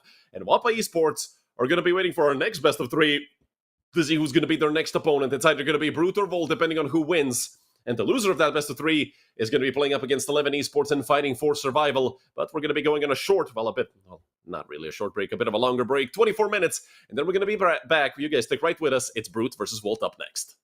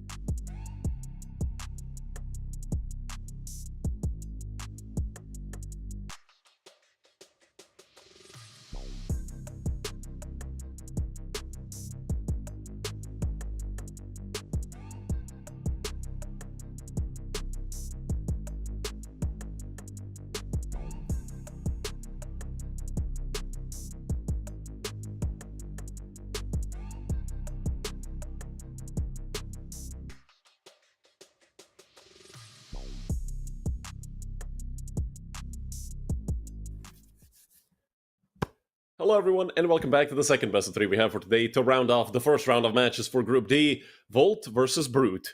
Two teams similar to what I mentioned for the previous two teams that can have a very high ceiling but also a very low floor. And we saw today, well, WAPA 2-0 11 Esports simply being the better team. Now we're going to get to see Brute versus Volt, and both these teams, I feel like, lack a little bit of consistency, at least in my eyes. You guys already saw the veto there by using exclamation mark maps in chat, so we might as well run over that really quickly. And of course, our graphic is ready. Brute picking Inferno, Mirage picked by Volt, both teams taking CT side, and once again, Ancient as the preferred decider map in a best of three. It has been like that for quite a bit. Ancient, a very good middle ground, no matter what your style is, whether you're very slow or very aggressive or something in between, Ancient can fit that play style no matter what it is. Inferno and Mirage, I'm actually very happy to see Inferno. It's a map I feel like has gotten a lot of hate with the release of CS2. Obviously, that hate is mostly warranted because it's been it's felt very, scrunched together. The map doesn't feel the same way it did, like, the 2018 CSGO Inferno or whatever, but I feel like the map is still pretty good. The only problem I really have with Inferno, especially as a caster, is the fact that, you lose one player, you save. That's sort of, mostly for the CT side, though, especially if they lose the A-bomb side. And immediately an aggressive play down mid. A 1-for-1 trade to open up. J-Bone with 3, actually with 2. But Zotzi is there to help him out. And Mikey finds one as well. A phenomenal start for Volt. I love the aggressive play. Immediately stuffing it to Brute.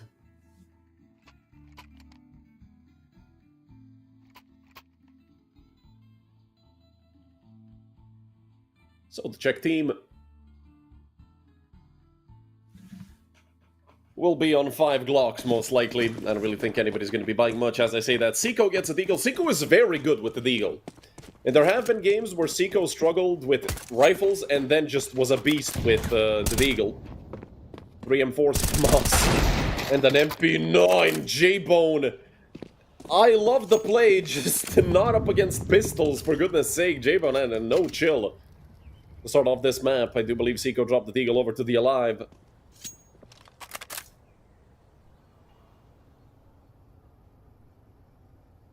And Zotzi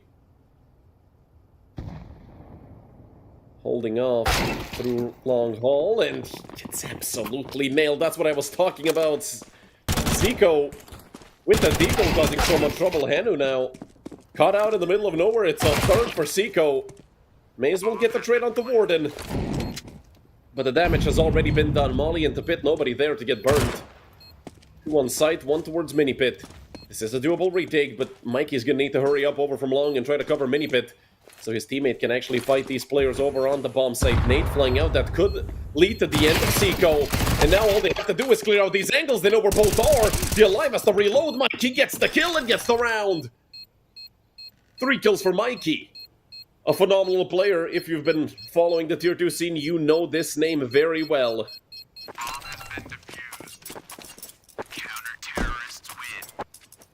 But a very expensive round, and I do believe Brute are mostly going to be forcing again. I mean, don't forget, this was a Deagle in 4 Glocks.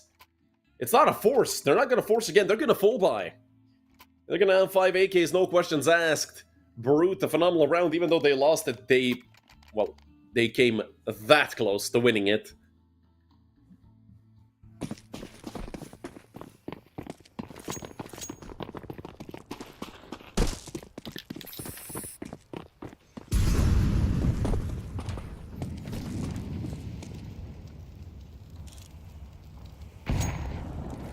J-Bone got his off.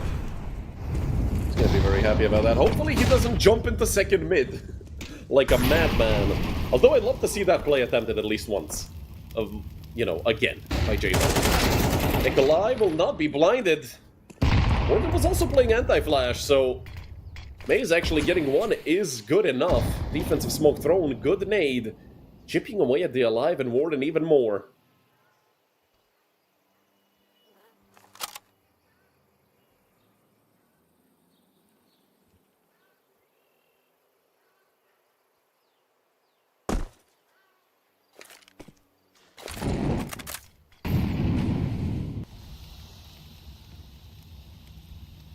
player is over toward Chubby.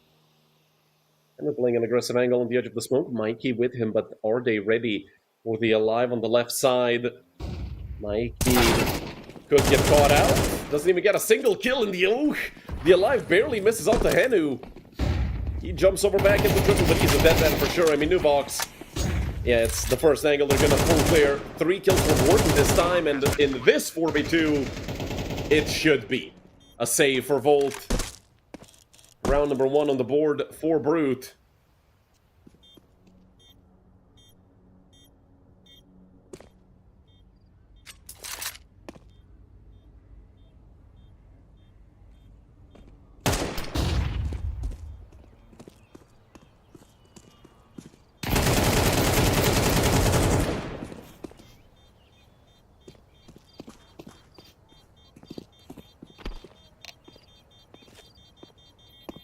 Oh, I did hear some messages in chat. So we might be off for a pause. It could have been a nice shot as well, but I feel like that's the... a couple rapid messages might be a pause right now. A timeout or a technical. It's a technical, unfortunately.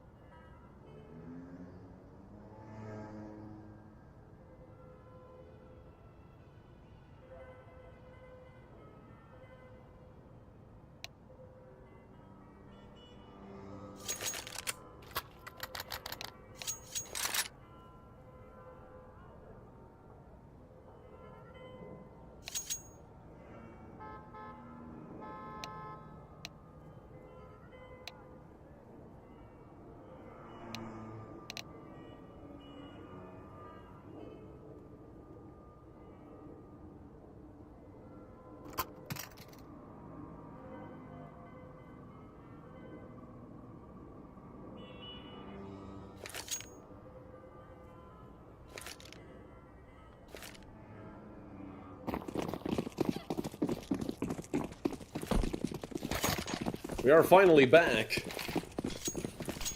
with round number 4. Took a bit of time, but the way tech pauses can be, that wasn't too long at all. What was that, 4 or 5 minutes? Hopefully you guys got a bite to eat, maybe something to drink. And already, it's J-Bone with the first frag, taking down Warden. Oh. Gade is on the server there, if you look behind the equipment value on Brute's side. Although that is probably Gade accidentally typing the IP for the server when looking to play Face It. I mean, that's at least my conclusion to a situation like that. So far, a 4 versus 4. And they know where J-Bone is. He can't really do much through a smoke with an AWP. Hanu finally goes down. It's J-Bone and Maze over towards Library. They opt for the save. Mickey is still close. Rather, Mikey.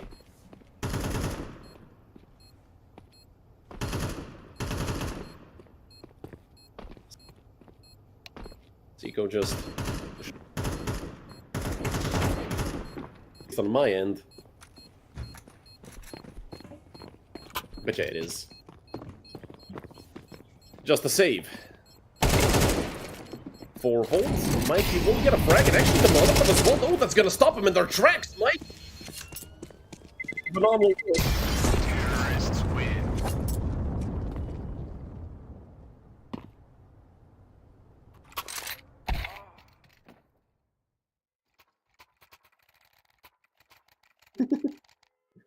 Hey, that's an extra Glock they have. That's not fair.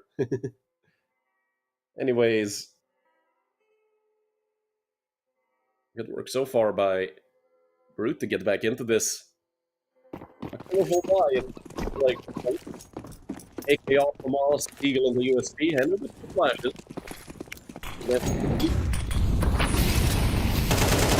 Warden. Wilson personal, fully swung on. Maze off the back of the flash. Joined by Mikey. And what a way to start off round number 5 for both. Although the Alive will get one back on the aforementioned Mikey.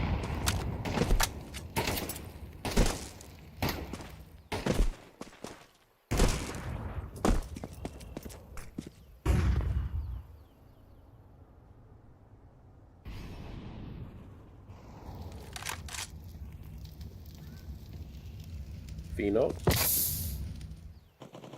does step into a bit of that molly. In the meantime, Zico did get a kill. J-Bone forced to play safe, or at least safer, because he doesn't know if he's going to be peeking from boiler mid or if he even decides to go through balcony and just run out into pit. But it does seem like Brute are still focused towards this B-bomb site. They aren't budging. Hanu and Maze not moving much either. They don't have any utility to hold them back. Maze already has 2 in this round. 25 seconds left. A bomb. Just coming over to help out his teammate get out from Mexico. Fino getting ready to drop the smoke over towards CT. It's going to be about 10 seconds left once they actually hit the bomb site. Maze, the body block will be there, but he nearly goes down because of it, and Hanu just gets ran over. Why in the universe is Hanu peeking? I don't know. He could have just hit the triple, made them commit the player to the plant, and then look to deny it.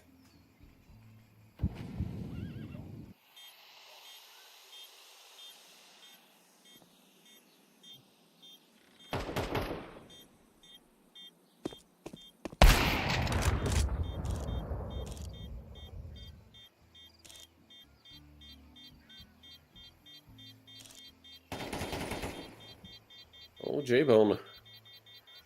Maybe caught another frag. But a very questionable hold of that B site, with 2 players playing the crossfire, even with the smoke. With just 10 seconds left, for goodness sake, just sit behind the smokes, hide the new box, and...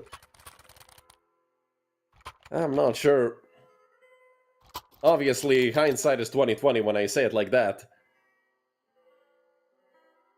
But for sure, I feel like they could have played that a bit better.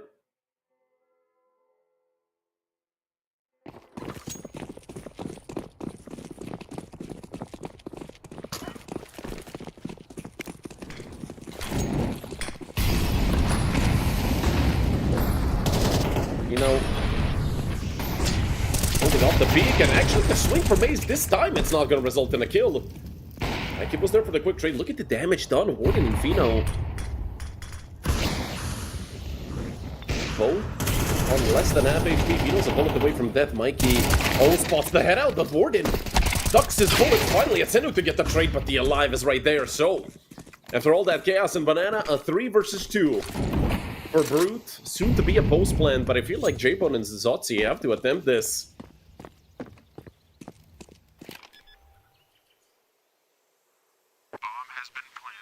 Not sure if they're aware of how low these players are. They have to have info on at least one. And Fino, that is some horrendous timing. Not to be holding Banana, but it does feel like J-Bone and Zotzi are just going to play this out for the exit frags, which is also very good considering that Brute's economy is not really perfect.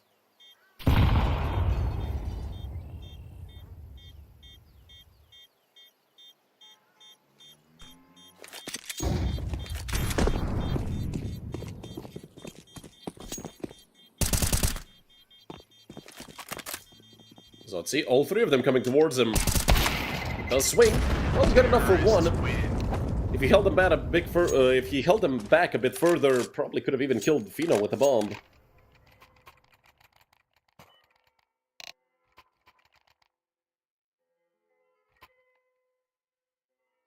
Another technical pause, hopefully. Just gonna be a quick one.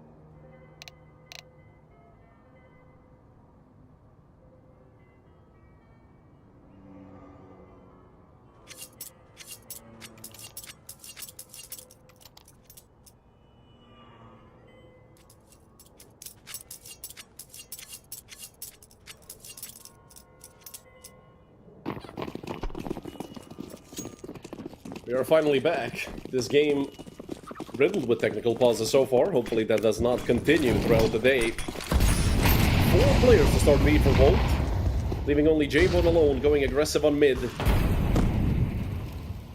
Fino will get a boost up to look towards B. Name thrown will do heavy damage onto Warden, down to 43. Warden nearly actually catches out Mikey. And it does seem like Brute want to commit towards B very early on. They have spotted out the player towards CT, but look at the damage done with utility. 3 players on around half HP. 2 of them below, with Warden and Nikolai being on 40-something health, but J-Bone, J-Bone, the timing couldn't have been worse. And with him being that aggressive, I feel like Brute are gonna realize something is up.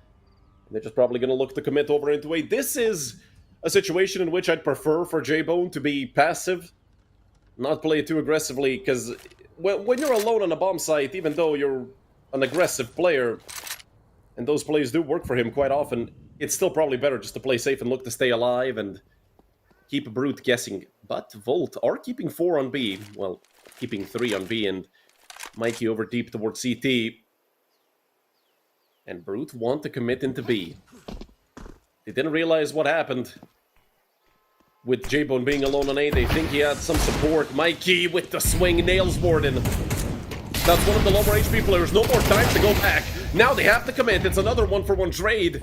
Keeping this a 3v3, even number of men for both sides. Brute waiting for the last moment again. There is a player boosted up over towards New Box. And they've lost another here on the side of Brute. But look at Seiko. The bomb is dropped somewhere. Fino doesn't have enough time. Mikey just running back. They can't kill him, and Mikey wins it. Swinging back, he gets 1 in the second. Mikey with 3, and Volt steal 1 away. Brute are going to be biting themselves over that one. I mean, that is a horrible way to lose the round. They waited too much again. This time they finally got punished.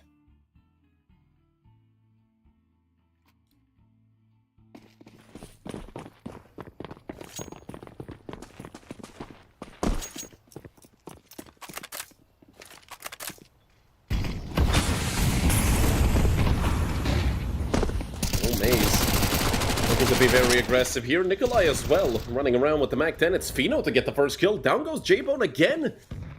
Towards top mid, J-Bone gets caught out.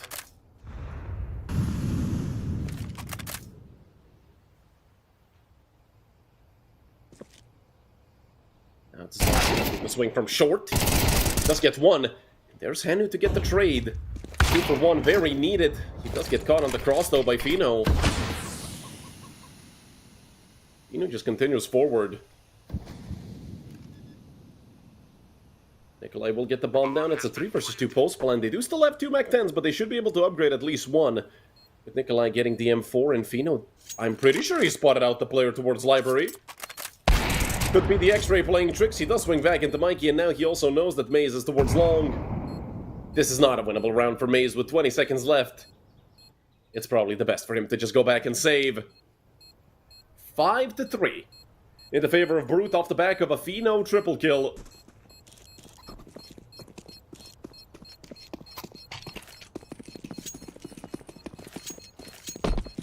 They'll not chase him down. Terrorists win.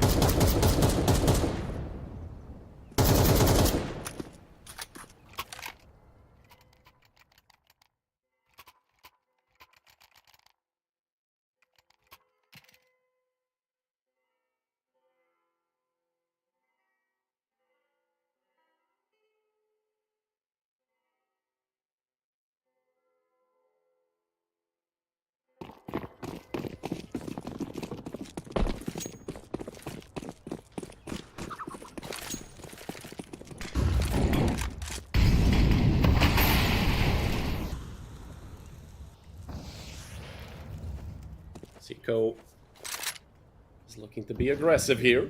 Could catch somebody off. Seiko with the flash. But there was just simply too many players in apps. 3 in total.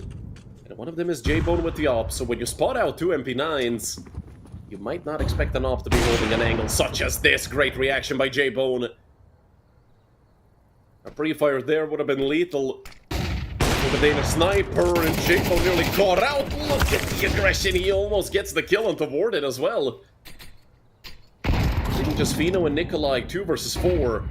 And they know Fino is over towards top mid. They're not going to be peeking that. Fino, well, he wants to peek it himself.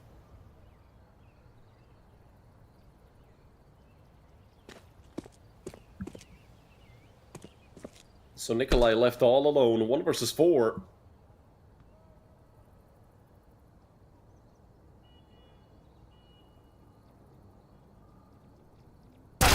They're looking for the peek, and Hanu just gonna nail him. Great round from Hanu and Maze.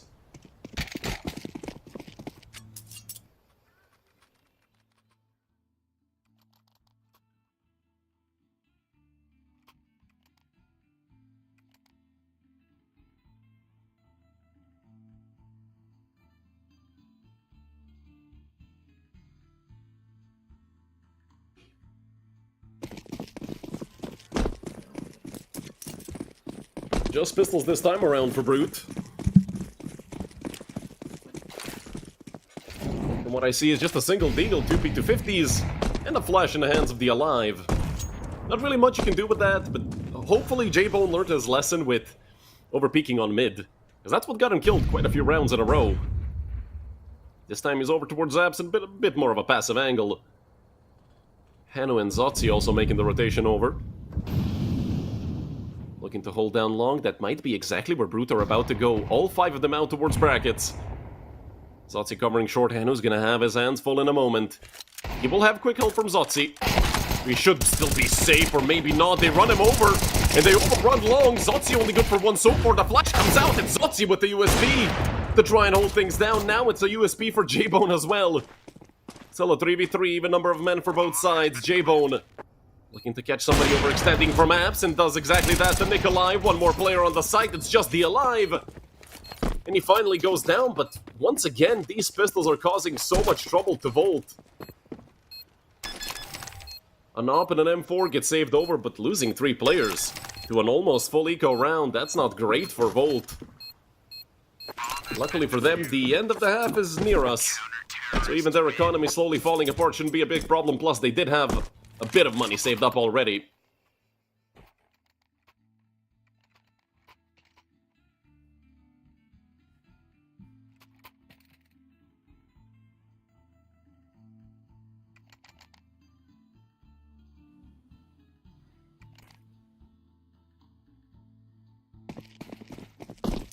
Up in the hands of Fino. A bit of utility lacking for Brute, shouldn't be too big of a problem. Keep smoke over for Banana. From both sides, Mollies as well, this is all default stuff. Luckily for Brute, this time nobody is really eager on running into Banana, as to avoid most of that utility damage, if not all of it, and so far, well, not a single player on the server has even taken a tick of damage. J-Bone wants to change that.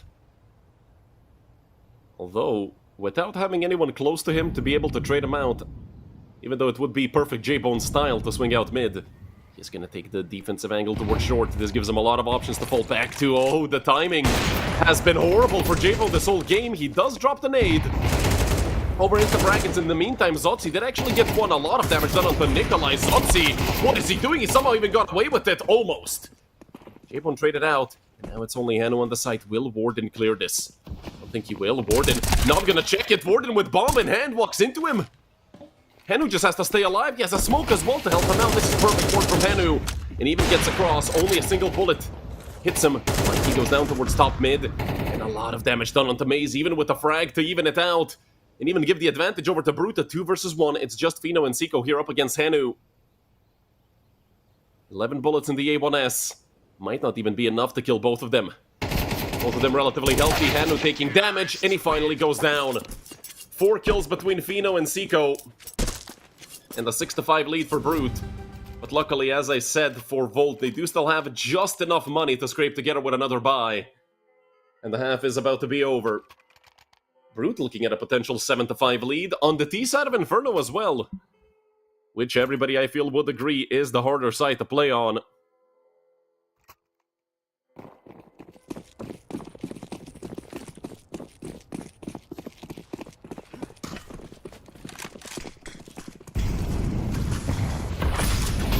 Oh no. Looking to channel his inner J-Bone with that aggressive play. A boost over into Banana as well. I love the creativity from Volt. But Mikey fully blinded up the angle. Nikolai, that's a filthy flash. He might be 1-9, but this guy is one hell of a support player. And hell, if you're 1-9 and your team is still winning, you're definitely doing something right. While Maze was getting boosted up, Barut decided to take full Banana control with Warden and Nikolai there for the two of them, and oh boy, this is gonna be a difficult round for Volt. They've left Zotzi all alone on A with just an MP9 to fend for himself. Not the perfect weapon for the job, but it can be done. Although he's gonna have to fight like a hellhound.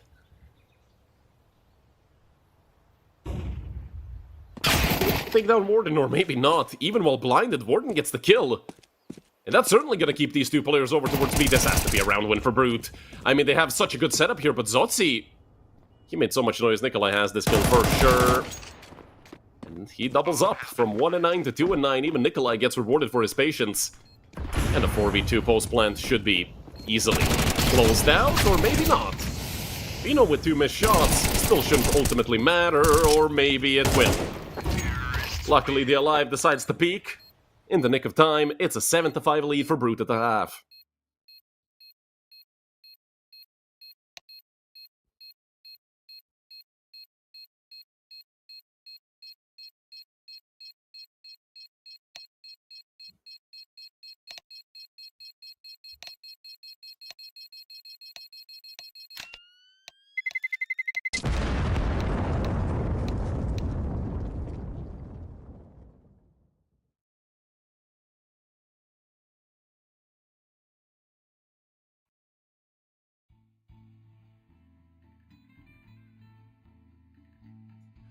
Second half gonna be getting underway. Volt 2 rounds behind to Brute. They even got away with the lucky break with winning that one round with pistols when they stacked B, when J-Bone went down on mid with the AWP. So this could have even been an 8-4, maybe even a 9-3 lead for Brute. So Volt can be incredibly happy with the half they got away with. Now let's see if they can capitalize on that. The Alive, well, he wants to just jump across from second mid, or maybe not. He even wants to peek this and fight it. He is up against the Glock, so even if he gets headshot, he should still be fine. And if he connects one, well, Mikey's gonna go down. Great shot found by the Alive. And Volt are gonna continue going forward. But slowly. They do have a lurk in the form of Maze over towards B. J-Bone, has he got timing to come out? I mean, Fino is shoulder peeking this. Hasn't made any noise. He decides to swing out into J-Bone. J-Bone recognizes it's not safe to stick around over towards brackets. Gonna go back, or maybe not. J-Bone doubles back over towards top mid and gets himself killed. A 5v3 now for Brute. And they will know that this is B for sure. Smoke thrown, utility out, flash comes here for Warden, who swings, dualies 1, 2, and 3. Although the third was taken away by Nikolai, but who can blame him? I mean, if I'm Nikolai, I'm trying to get as many kills as I can. A flawless second pistol round for Brute, an 8-5 lead as well.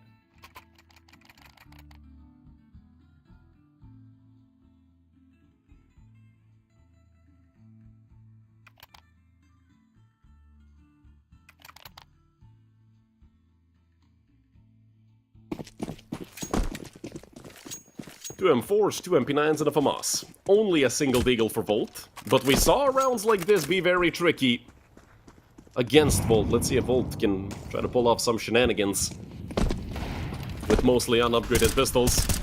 Should be difficult, especially with the setup Brute have running. Fully taking banana control, even a deep angle on mid. I mean, Volt have 70% of the map taken away from them already. But the defensive mid-smoke will give him at least a chance to come out of Mexico and maybe look to work towards B. It's only Warden on B. MP9 in hand, but he does have as much utility as the rest of his teammates combined. The molly thrown, headshot connects onto Mikey. And that's the one deagle gone. Now it's just Glocks. And Warden doubles up as well. Fino doubling up with the M4, leaving just Maze. Glock, no armor, not really anything to look forward to. It's Fino to complete the full house, 3 and 2 for him and for Warden.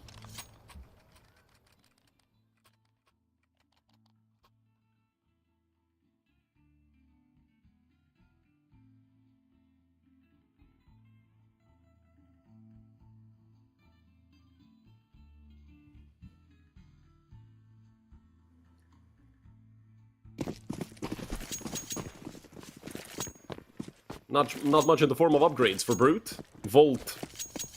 I see, I think only a single Galil, so yeah, 4 AKs. Medium utility, I'd call it. But with how Brute like to dump nades early on, that utility is going to even out very quickly.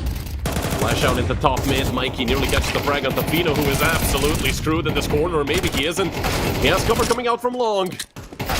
And the Alive is able to get just a single trade, a 3 versus 2. Materializes for Volt here towards the A-bomb site, and they have the post plant as well. One of the most difficult bomb sites to retake in all of Counter-Strike. And they give up on it. They're gonna go save these 2 MP9s. It's not the best weapon to save with, but hey, you know, what's done is done. They will be able to buy in the next round.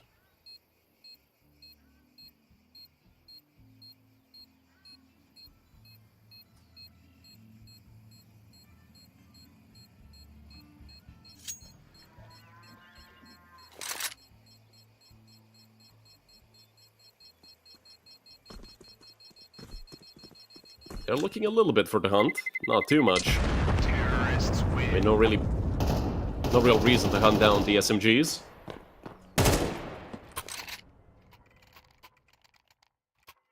Finally, a round win in the second half for Volt as well. And Nikolai still struggling. Zotzi not far ahead of him. But he was in quite a few unlucky situations over towards the A-bomb site when he was alone.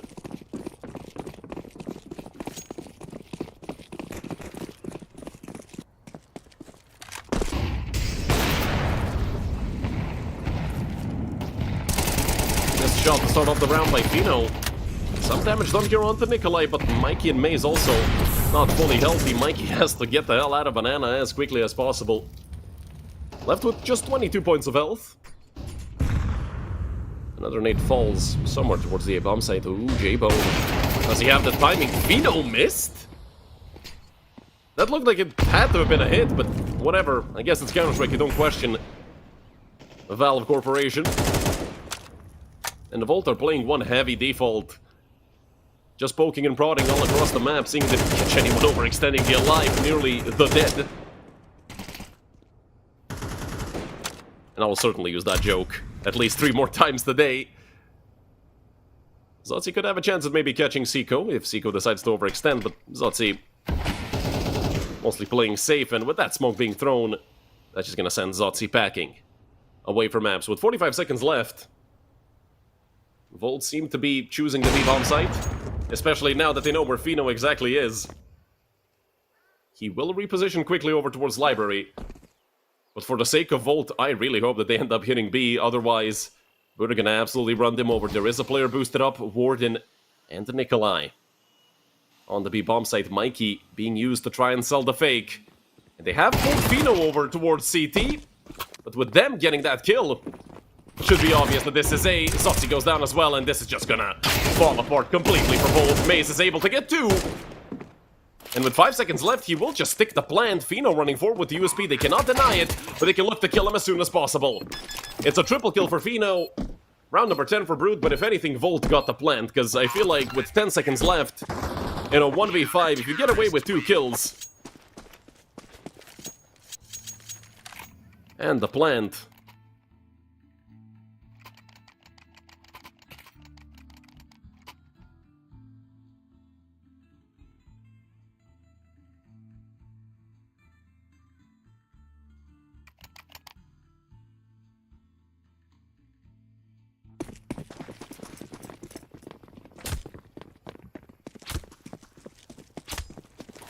a 10-6 lead for Brute.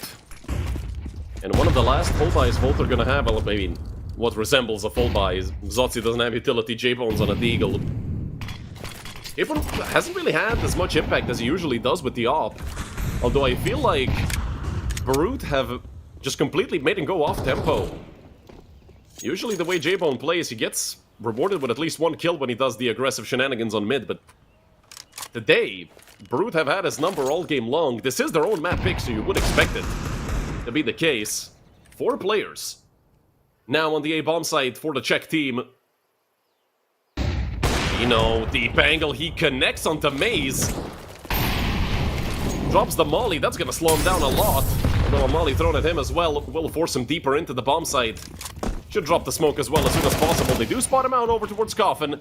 A nade should fly over, or he will use it to break the smoke. A lineup for Fino, and he shoots the wrong way. It's Henu to get the trade frag, but through the smoke with the Molotov, it's Warden. Getting at least one, making it a 4v3. Could even take down Mikey, or could get taken down if he's not careful.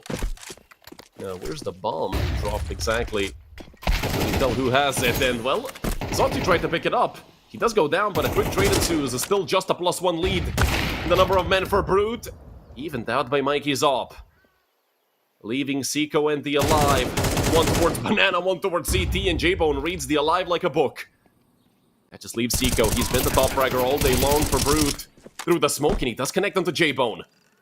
Perfect situation for Seiko to be, and up against an op, he's dead to a single bullet anyway. Mikey not gonna fire. At least not until it's the time to do so. 2 kills for Mikey. 7 on the board. For Volt. They are clawing at these rounds. They are doing everything they can.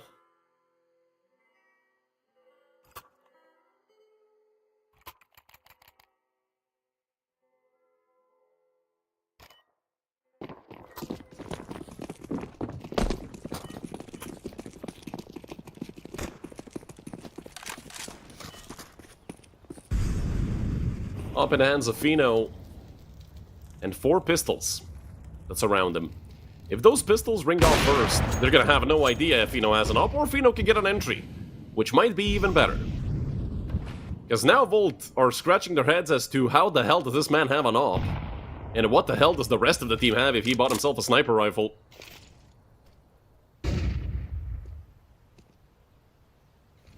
Warden and Fino. Over towards long. Warden does get mollied out of position, but with that smoke being there, Fino goes down to J-Bone. Warden caught in the middle of nowhere.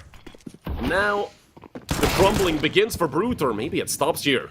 At the Alive's 5-7, he did get an upgrade as well. Another shot connects with the pistol.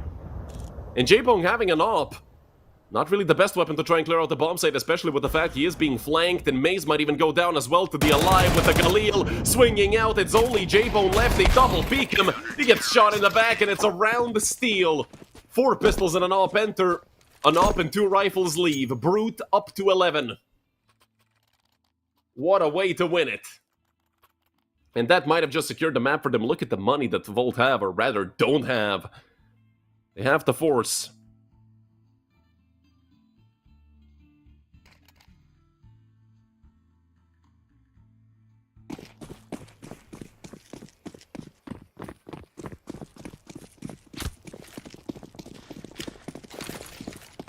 Deep nade from the Alive. 2 nades, actually. Some early damage onto Mikey and Henu. Both of them losing about 30 HP. But Volt continue. Venture into Banana. Pre-fire from Maze. Will do some damage onto Nikolai, but he is still relatively healthy. With 76 points of HP. Rather, 76 points of health, since, you know, HP is a health point after all. And the hit into B comes out, but the flash was very good. Warden and Nikolai holding it down. 3 kills between the 2 of them. They have let a player go in through CT. J-Bone is going to look to flank them from Coffin. But both Nikolai and Warden have gone over towards the backside part of B. And J-Bone's going to have one hell of a task. With the bomb on his back as well to try and get these 2 kills. With them cutting noise, Brute might think they're rotating back, but do they have any idea on where J-Bone is? There is a chance for timing to be completely missed, and they are playing just the perfect crossfire. The rotation came through as well. This is perfect work from Brute. Fully by the book. The force buy, well, it might not even result in a single kill. Zotzi Well, I wish you the best of luck. And he goes down to Warden's M4. 3 for him, 2 for Nikolai, 12-7 for Brute, and 5 map rounds in a row for the Czech/Slovakian team.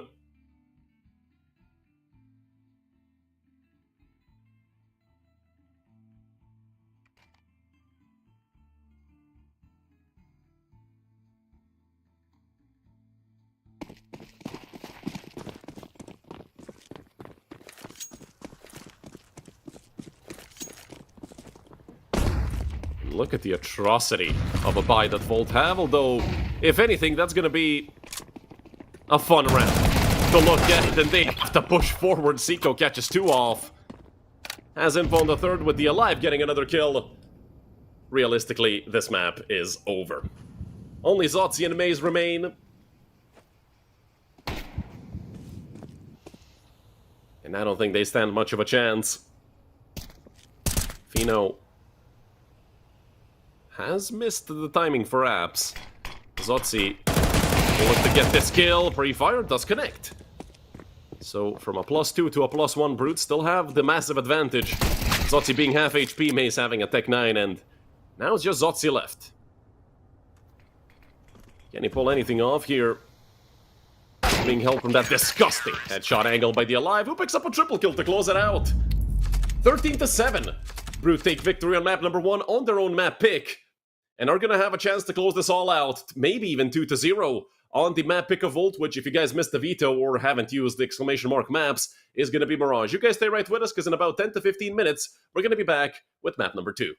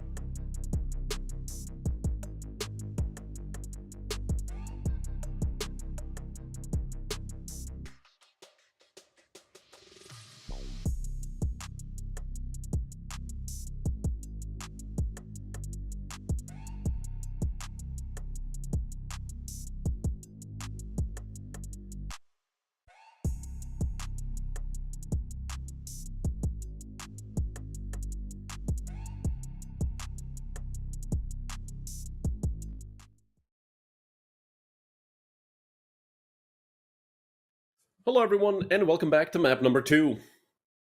A chance for Brute to close it out 2, or will Volt take us to map number 3? A dominant display on map number 1 by Brute. Nikolai had a very rough game, so looking at him to maybe hit some better form and cause a lot of trouble, and this is the perfect position for Dualies to be on a pistol round. Hell, half the time this angle doesn't even get cleared. The utility coming out. Dooley's already bringing out shots. Warden and Nikolai. So far, it's 3 kills going the way of Brute. And Maze and Henno are left alone. 2 versus 4. And now a 1v4 for Maze. He's also going to go down to Warden. 3 kills for Warden to start it off. A very good start for Brute.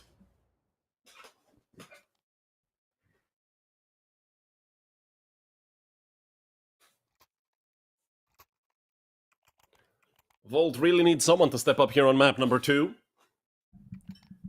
Because we saw, some strat calls, yeah, but apart from that, it was mostly individual player quality on map number 1.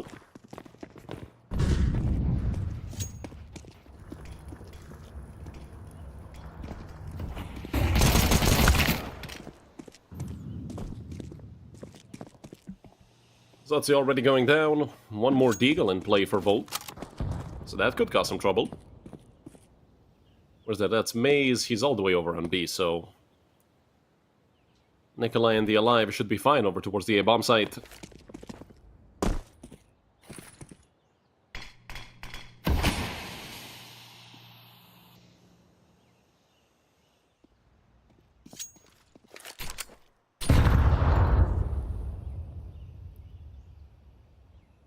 The Alive right around the corner here. Hanu. Off the back of that, is he gonna peek it all? The timing for the Alive is so bad, but nobody looked up. Nobody looked up, and well, never mind. It's actually Hanu to get the kill. A 3 versus 3. The bomb does get planted. Both of these players either towards Sandwich or Tetris. Only one over towards the bomb site itself. They are still looking for that first frag. They know there's one at least towards Sandwich. Peaks coming out from both sides, but finally, the kills are starting to roll in for Brute, who make it 2-0, but getting 2 kills and planting the bomb, I feel like that's a very good job done by Volt.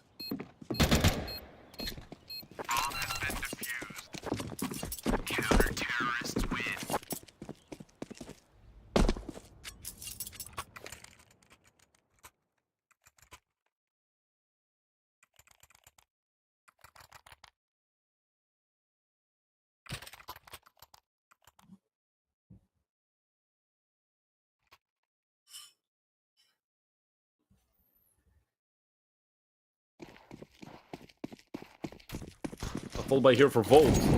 Essentially full utility, only lacking like 3 or 4 nades in total. And the quick run up into ladder room by Seiko. The Alive also looking to swing out from Khan. Mikey goes down. Oh, the aggression is paying off heavily here for Brute. Seiko and Vino have taken damage, but so has J-Bone. One more coming out from under. Zotzi spotted out. Will get the kill into Nikolai. Famas is there for the trade once again. The Alive doubling up. Leaving J-Bone and Hanu here. 2 versus 4. Hanu just looking to come out slowly but surely. Gonna maybe flank around Khan and help J-Bone out. Both Seiko and the Alive actually go down, so in the blink of an eye, even number of players for both Volt and Brute. I think it might even get even better. Hanu and J-Bone. A 4 versus 2, and Brute got caught looking the wrong way like 3 different times. Or sorry, Volt. Well, yeah, no, Brute, that was correct. Volt just walked right through this round.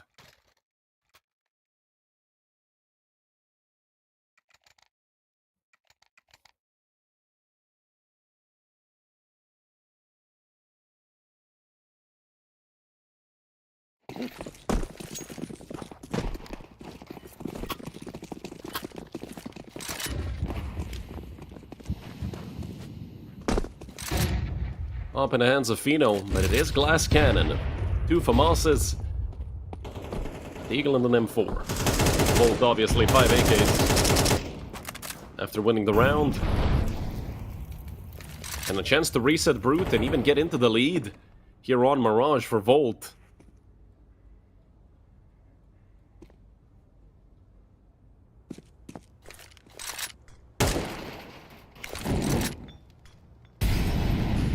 If Volt take this one away, they could win 2 more in a row afterwards. This Brute will have to force and then full eco. That is, of course, granted they can break through the defense again. Volley thrown by Zotzi. Will send Warden over towards the bomb site. Warden in a lot of trouble, and his teammates all go down around him. Volt are ruthless. A complete shutdown on the B bomb site. Henu. And a disgusting Lurk right now. He should catch the alive because, well, he is just going to run around on shore. He's not ready for Henu. Not in a million years. Henu takes him out, swings back around, and down goes Nikolai as well. Great round from Henu to close it out. And we're all tied up 2-2.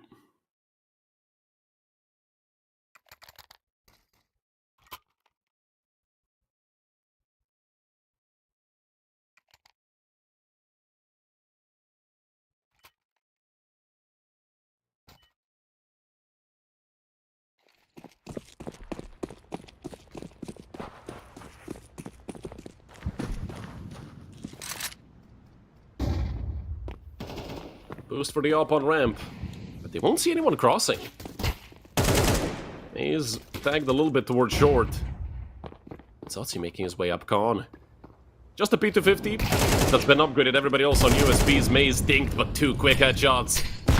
From the captain, no less, I believe, of Volt. And they just continue going forward. Warden should be dead as well. They did finally take down Maze. I'm not sure if they can even get to the gun. The answer is no. It's dropped on short, and Mikey is about to pick it up. Zotzi might lose his AK. The P250 could be fatal at this range, or... well, that was some horrendous timing to turn around. Unfortunate for Zotzi. Bomb has been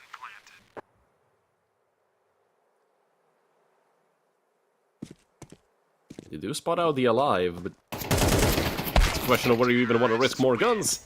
The answer is yes. Mikey to close it out.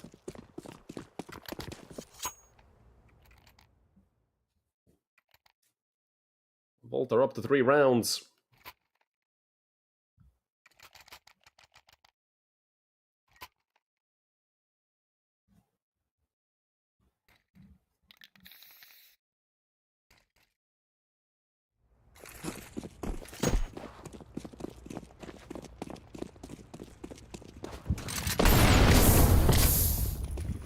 Maze.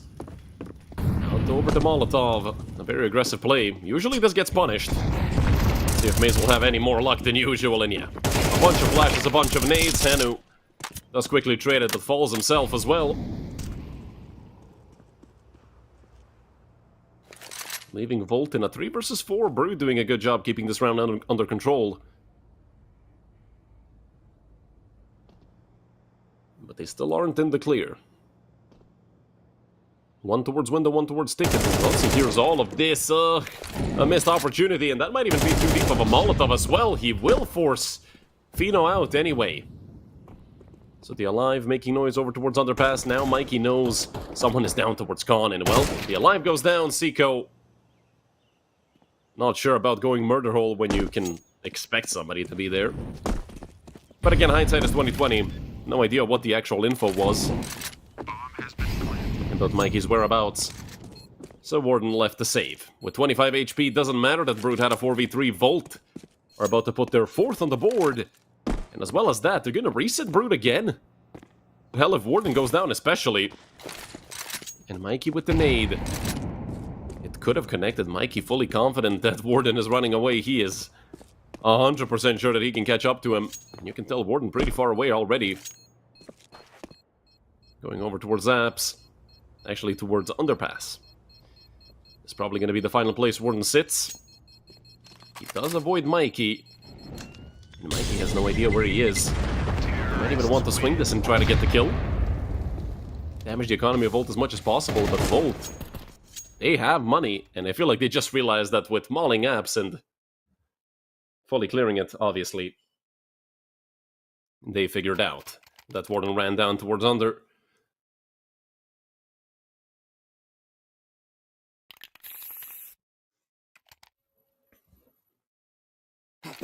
Three Deagles and an MP9. Bought up to accompany the M4. And the boost boost again over towards ramp. But J-Bone, he wants to entry frag this, and actually it's worth it to pick up the first frag. There's a play on mid, he will get mollied off. This shot from J-Bone, Henu finally takes down the Alive, but look at this, they're just swinging out. They should get all these kills. Warden gets both. 3 in total for Warden. And he's on for the ace as well. Great work being done by Brute to put that M4 to good use. Warden already rotating over towards B. Hanu is over there with 22 HP. Nade will fly towards Seiko. He's still relatively healthy with 59. Warden who gets 4, and now he's really on for the ace. Warden! All 5 kills for Warden. Up to 10-3. For him, 3 rounds for Brute. What a round from Warden that was. Not only the aggressive play on mid to get the first kill, but as well as his teammates on the A-bomb site. Fully playing around him, trying to bait. And they did a perfect job.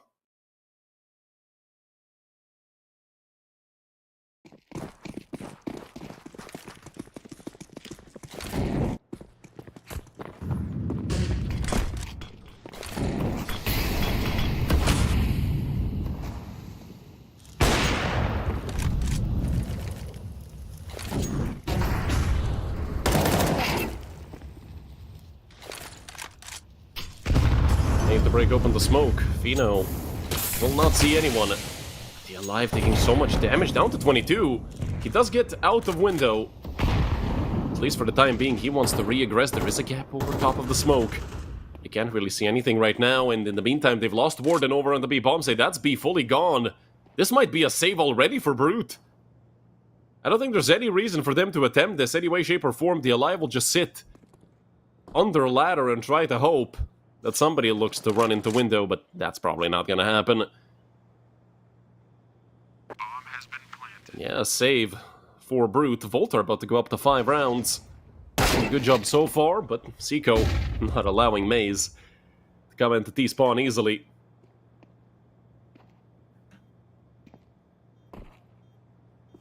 He does hear the steps of Henu.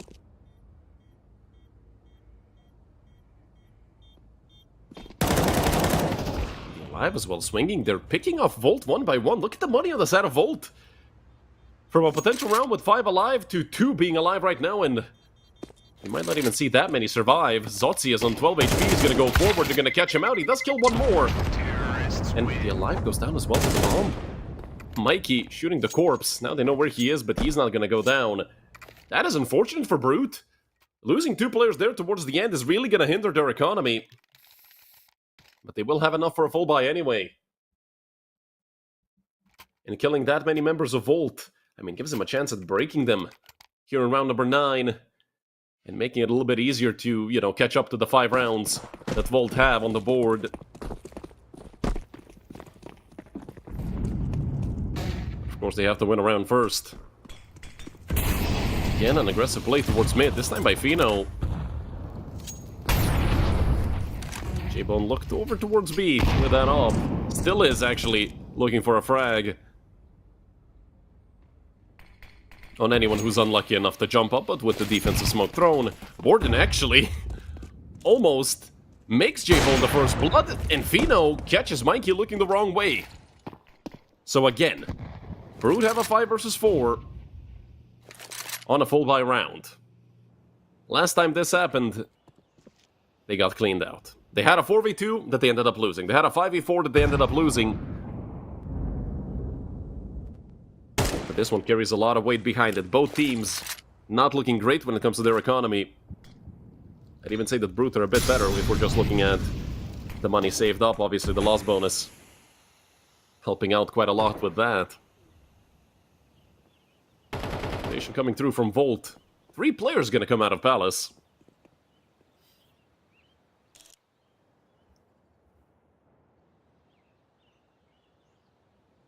Not sure how much I like that call, but it is a surprise. Unfortunately for them, Fino is playing ticket with the op, and Nikolai a very good angle to counter it. They lost Maze already, so everybody are going to be trained in over towards Palace. One more player, but Fino wasn't aware that somebody was in his Molotov, thought it was the other player that walked through. 15 seconds left, J-Bone gets another. He needs 2 more. He has 2 already. And Warden should just look to swing this and should kill J-Bone any moment.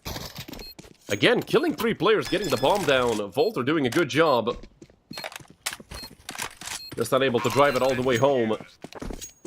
Counter-terrorists win.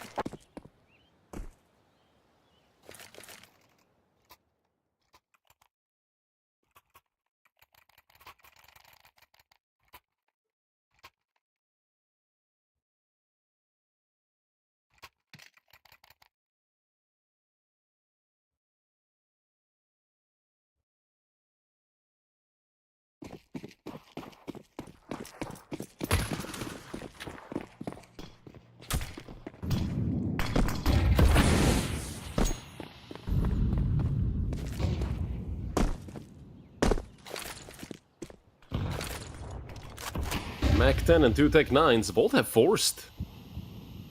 They're full eco if they lose this round.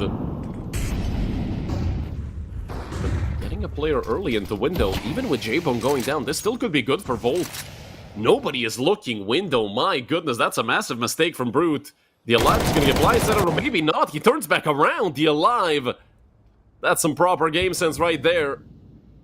Spidey sense is tingling and everything.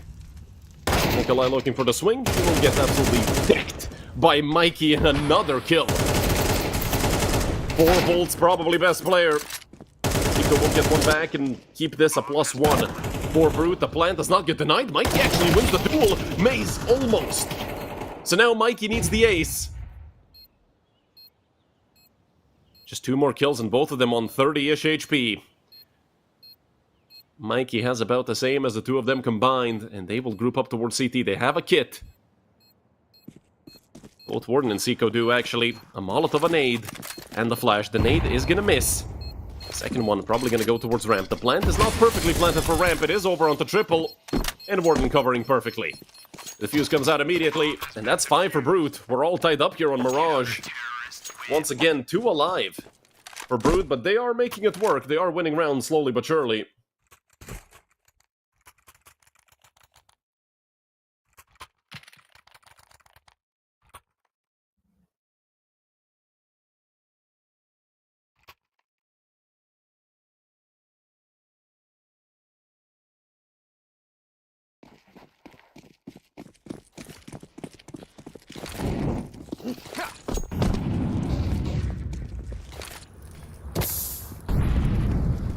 Mikey looking to put that solo rifle to good use. The Hero AK in his hands can be quite deadly, but he gets caught out by Nikolai from under Palace, and now the swings are coming out. It's a shutdown. Everybody on the A getting a piece of the Volt pie, leaving just Zotzi in the mid-lurk position. Is looking to move up, and the Deagle will betray him. A 6-5 lead for Brute, their first lead of the map, not counting the beginning.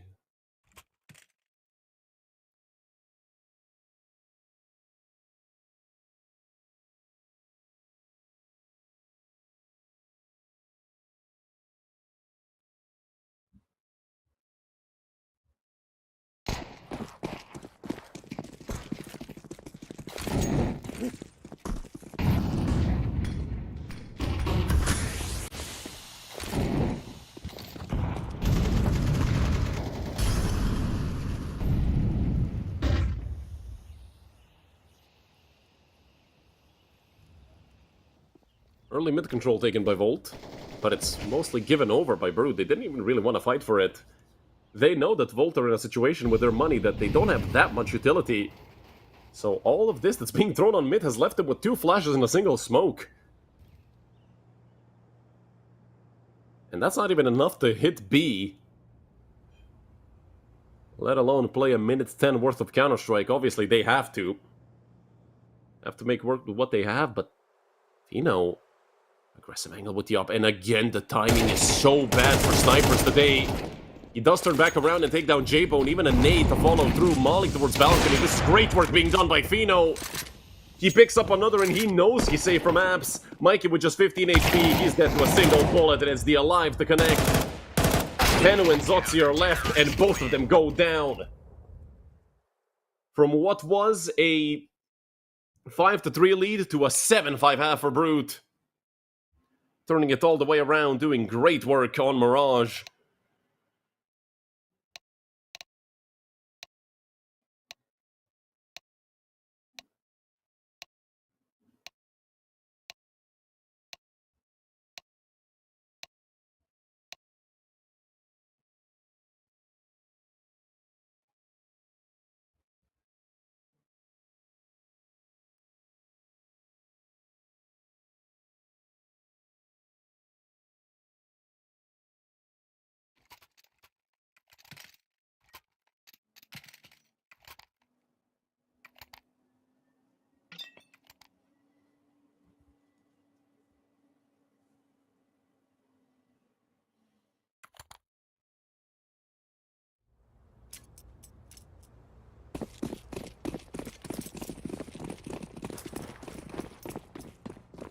Quick setup towards A by Brute, right off the bat. Already with the better read, because only J-Bone and Hanu are here. Hanu has smoke and kit, so no Kevlar, only J-Bone. Has that vest over on A, utility coming out, but Hanu connects immediately. And it's a question of will they even clear out J-Bone? Now they know where he is, but Hanu and J-Bone are hitting absolutely everything. 4 kills for Hanu, and just like that, Volt explode. Into the second half. That's going to give a lot of confidence over to Hanu. He's definitely going to be a player to watch out for here in the second half.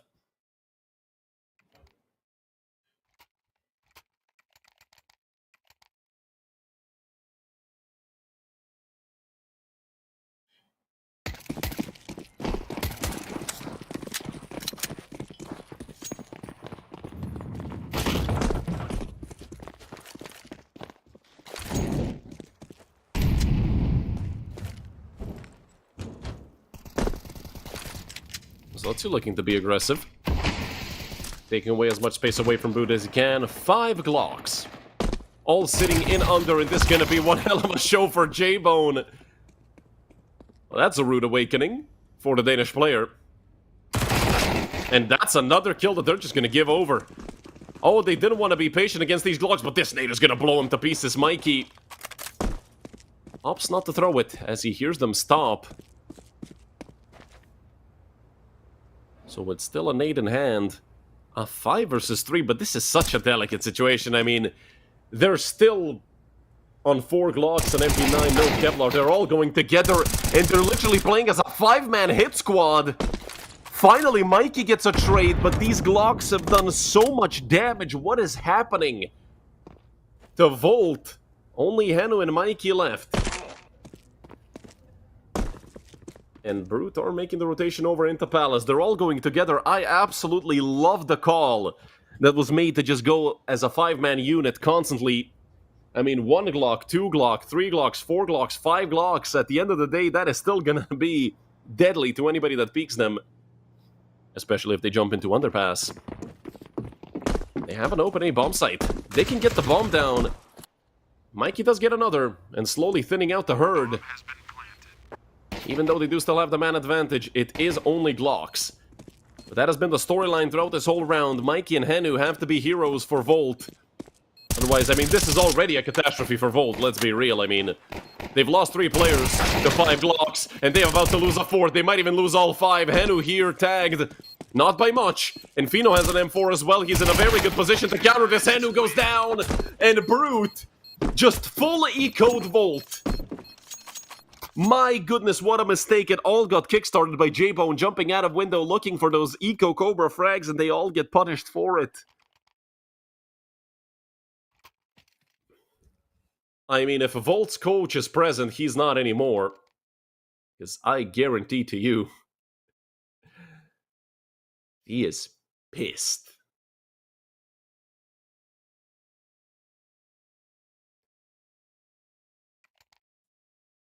You have to call a timeout after such a round.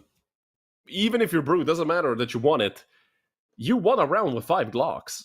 Like, you get to run around, be happy, and then you have to come down and play.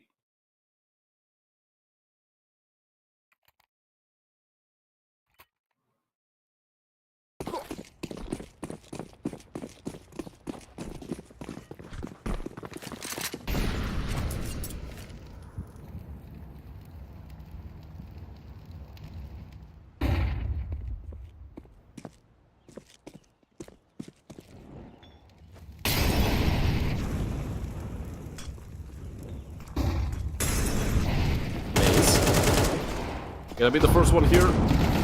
If they do decide to come through Ramp and Palace, and well, he does get one. 5-7 doing a good enough job to make the situation maybe a bit easier, but with the kills rolling in for the side of Brute, and considering this is a force buy for Volt, once they lose this round, if they lose it still, that is a question, but now, in a 4v2, soon to maybe even be a 4v1, I don't think Brute are gonna be losing this round. Even a jump shot attempted by Mikey, leaving only J-Bone, and they know exactly where he is. Nikolai even has a Molotov, they're all swinging into him.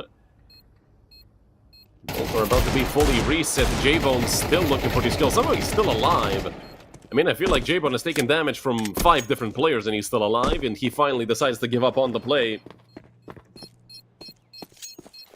Backing off and giving Brute their 9th. Not only that, but look at the money for Volt. They have nothing. 1900 loss bonus. All you're gonna have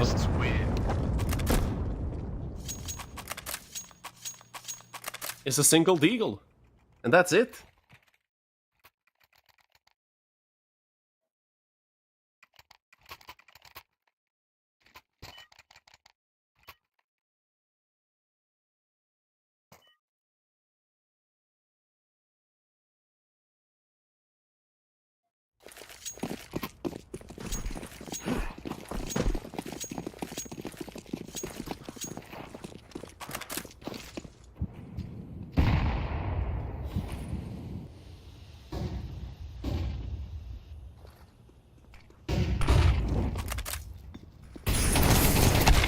Maze got out again, but I mean, you can't really expect much when you just have pistols. You're hoping to get 1-by-1 kills, and those are just not happening. Brute moving like a unit again. It's incredibly difficult to kill them when they're doing that, and Mikey gonna get off in the end. Surprising that it's actually Fino who was able to get that kill. Hanu and J-Bone. Last 2 alive, although Hanu will absolutely splatter the alive. He will get removed from the round himself, leaving just J-Bone.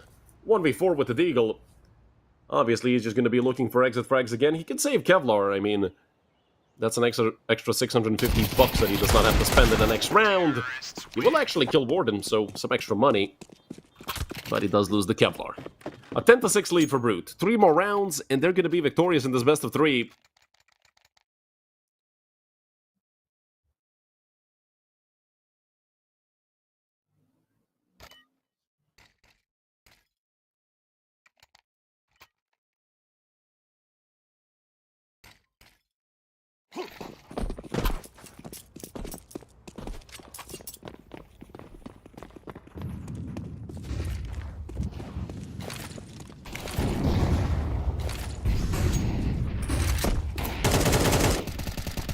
I've almost got through the smoke. This is a very important round for Volt. If you lose this, you most likely lose the entire best of 3.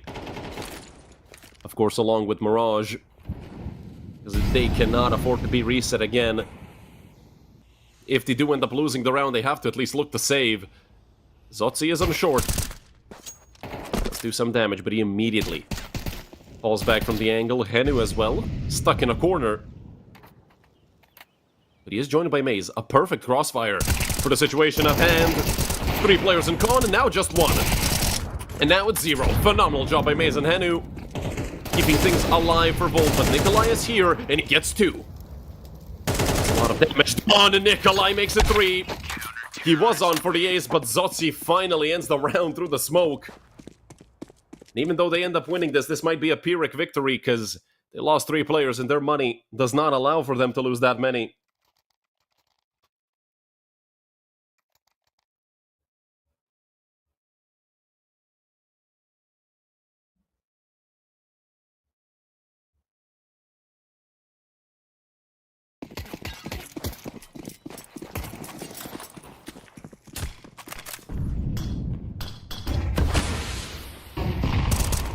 He's trying to create a gap for himself, and it's the alive to get the first kill. J-Bone, he's been getting caught out all day long.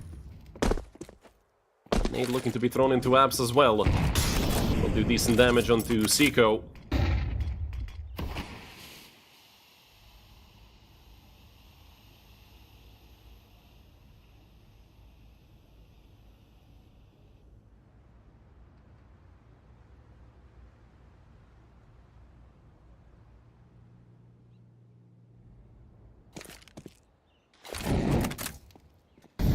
Brute deciding to go A as their final attack. Here in round number 18, good nade thrown will do some extra damage. That's all unconfirmed damage, and they break open the smoke for Henu, who does catch out the Alive. Good damage coming in from Brute as well with that utility. Mikey nearly dead to the Molotov. He's finally gonna go down. And they have to know there's a player towards stairs as well. Henu making a lot of noise and nearly dead. Bomb has been planted. With just 13 HP. He's almost gonna be a non-factor if someone swings into him. Maze caught by Fino, leaving just Zotzi and Henu. 2 versus 4, this would be a heroic round and a half to take by the two of them. Zotzi gets off to a good start, but he immediately gets traded. And Henu's already committed to the save. Maybe a miscommunication, maybe just a team decision to send Zotzi in on a suicide mission. Brute are up to 11. And they've reset. Volt yet again. With 1900 loss bonus right now, they don't have to force in the next round. Terrorists win.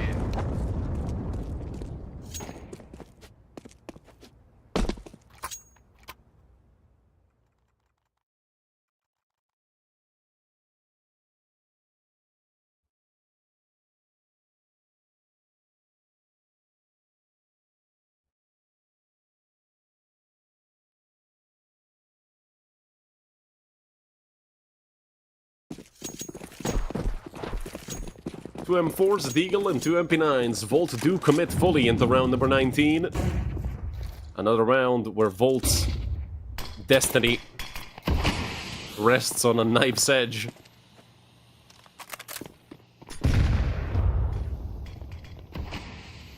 But they really need someone to step up. I mean, the whole team has been relatively quiet apart from Henu, who opened up this half incredibly well. He's also gone quiet a little bit.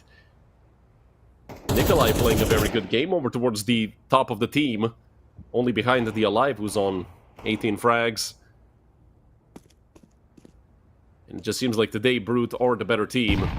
But Volt could still change that. They have a chance of taking us to map number 3. That's not a question. The only problem is Volt do not look like a team, at least right now, that can actually take us to map number 3. Especially 4 rounds deficit. But Mikey could change that. Over close on short, he has Maze over towards ladder, and Mikey swings, but he immediately gets caught out. J-Bone does get one, and so does Maze. The trade does not come through the op, risking it all, and he goes down. With Zotzi doing a great job on the B-bomb site, now they know exactly where Warden is, and it's Maze to close it out. 8 rounds for Volt, and now it's actually looking much better. The op, well, was a risk to get another rifle out. They do get the op, but not the AK.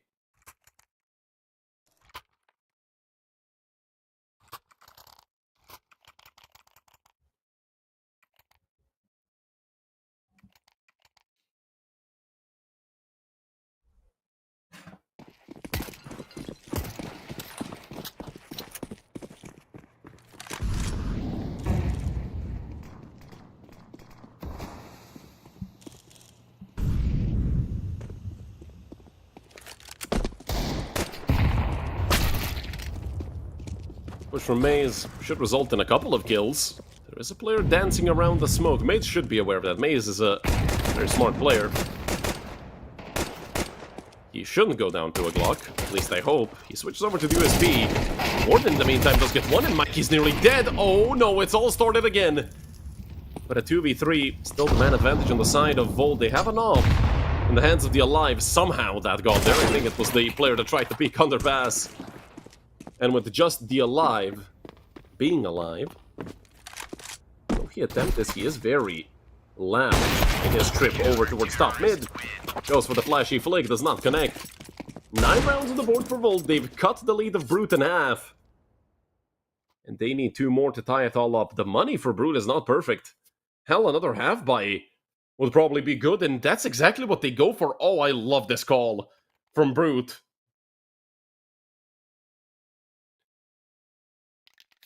And especially if they go for a very fast hit.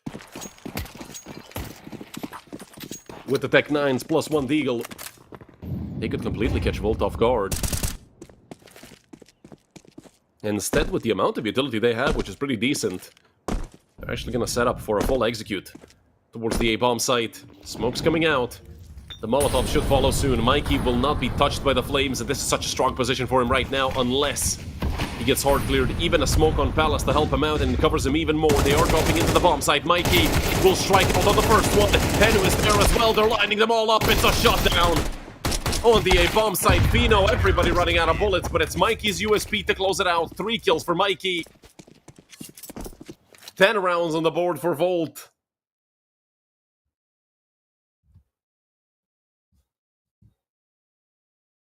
But that was just a half buy by Brute. Now they're buying fully.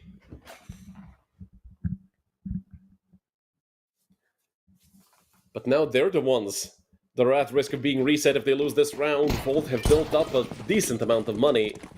Nothing to write home about, but Mikey is on 7,500. J-Bone and Zotzi looking very good.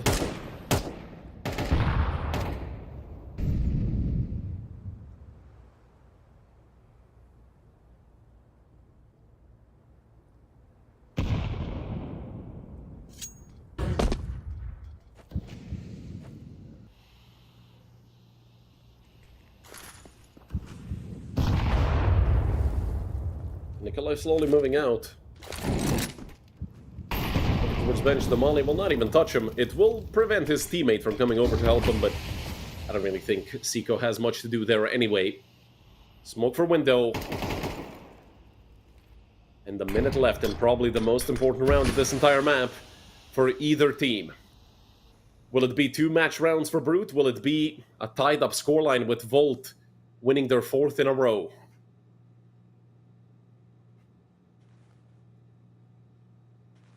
"45 seconds left, and they want to hit B." Zotzi has spotted him out. He still wants to re-aggress, but oh, they just offset his crosshair enough. Now it's all in the hands of J-Bone, and the missed shot might even cost him his life. He does get away with it. A flash thrown. I'm not sure if they took J-Bone off. The angle Maze is here. They finally get J-Bone killed, and 4 kills come out of nowhere. Fino, Seiko, Nikolai, everybody putting their name into the kill feed. 12-10.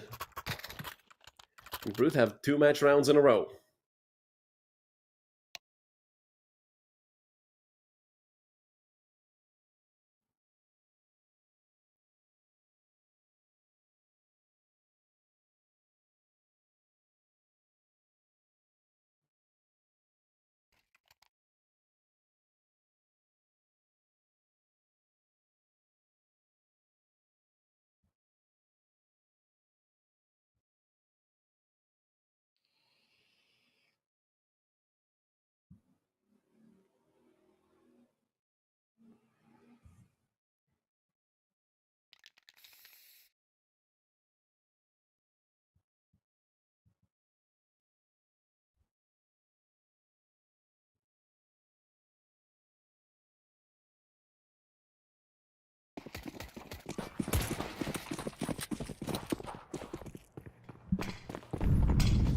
Potentially the last round of this entire best of 3, the last round of Mirage. Because Volt need 2 more in a row to take us to overtime. Decent nade to start it off. Warden down to 80. I feel like both teams are under a lot of pressure.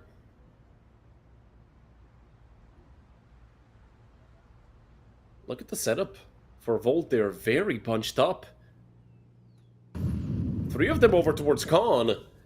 Brute love giving out smokes for top of stairs and the cross. I mean, J-Bone does get a Molotov off. He's going back through jungle. Will take quite a bit of damage from that Molotov, down to 66.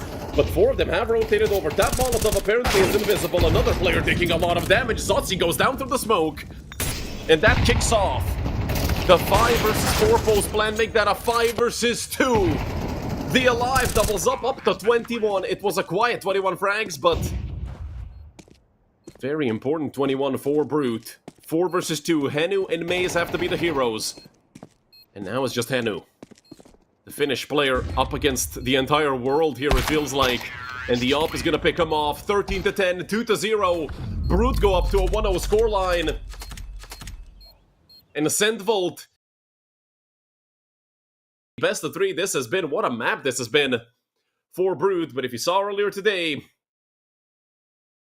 Well, you already know what the matchups are going to be like. Wampa Esports, we're up against 11. Well, that was another 2-0, so we're done for today. That's all. My name is Redl. Thanks for watching. I'll see you guys tomorrow, and from the entire United21 team, I wish you a pleasant rest of your day.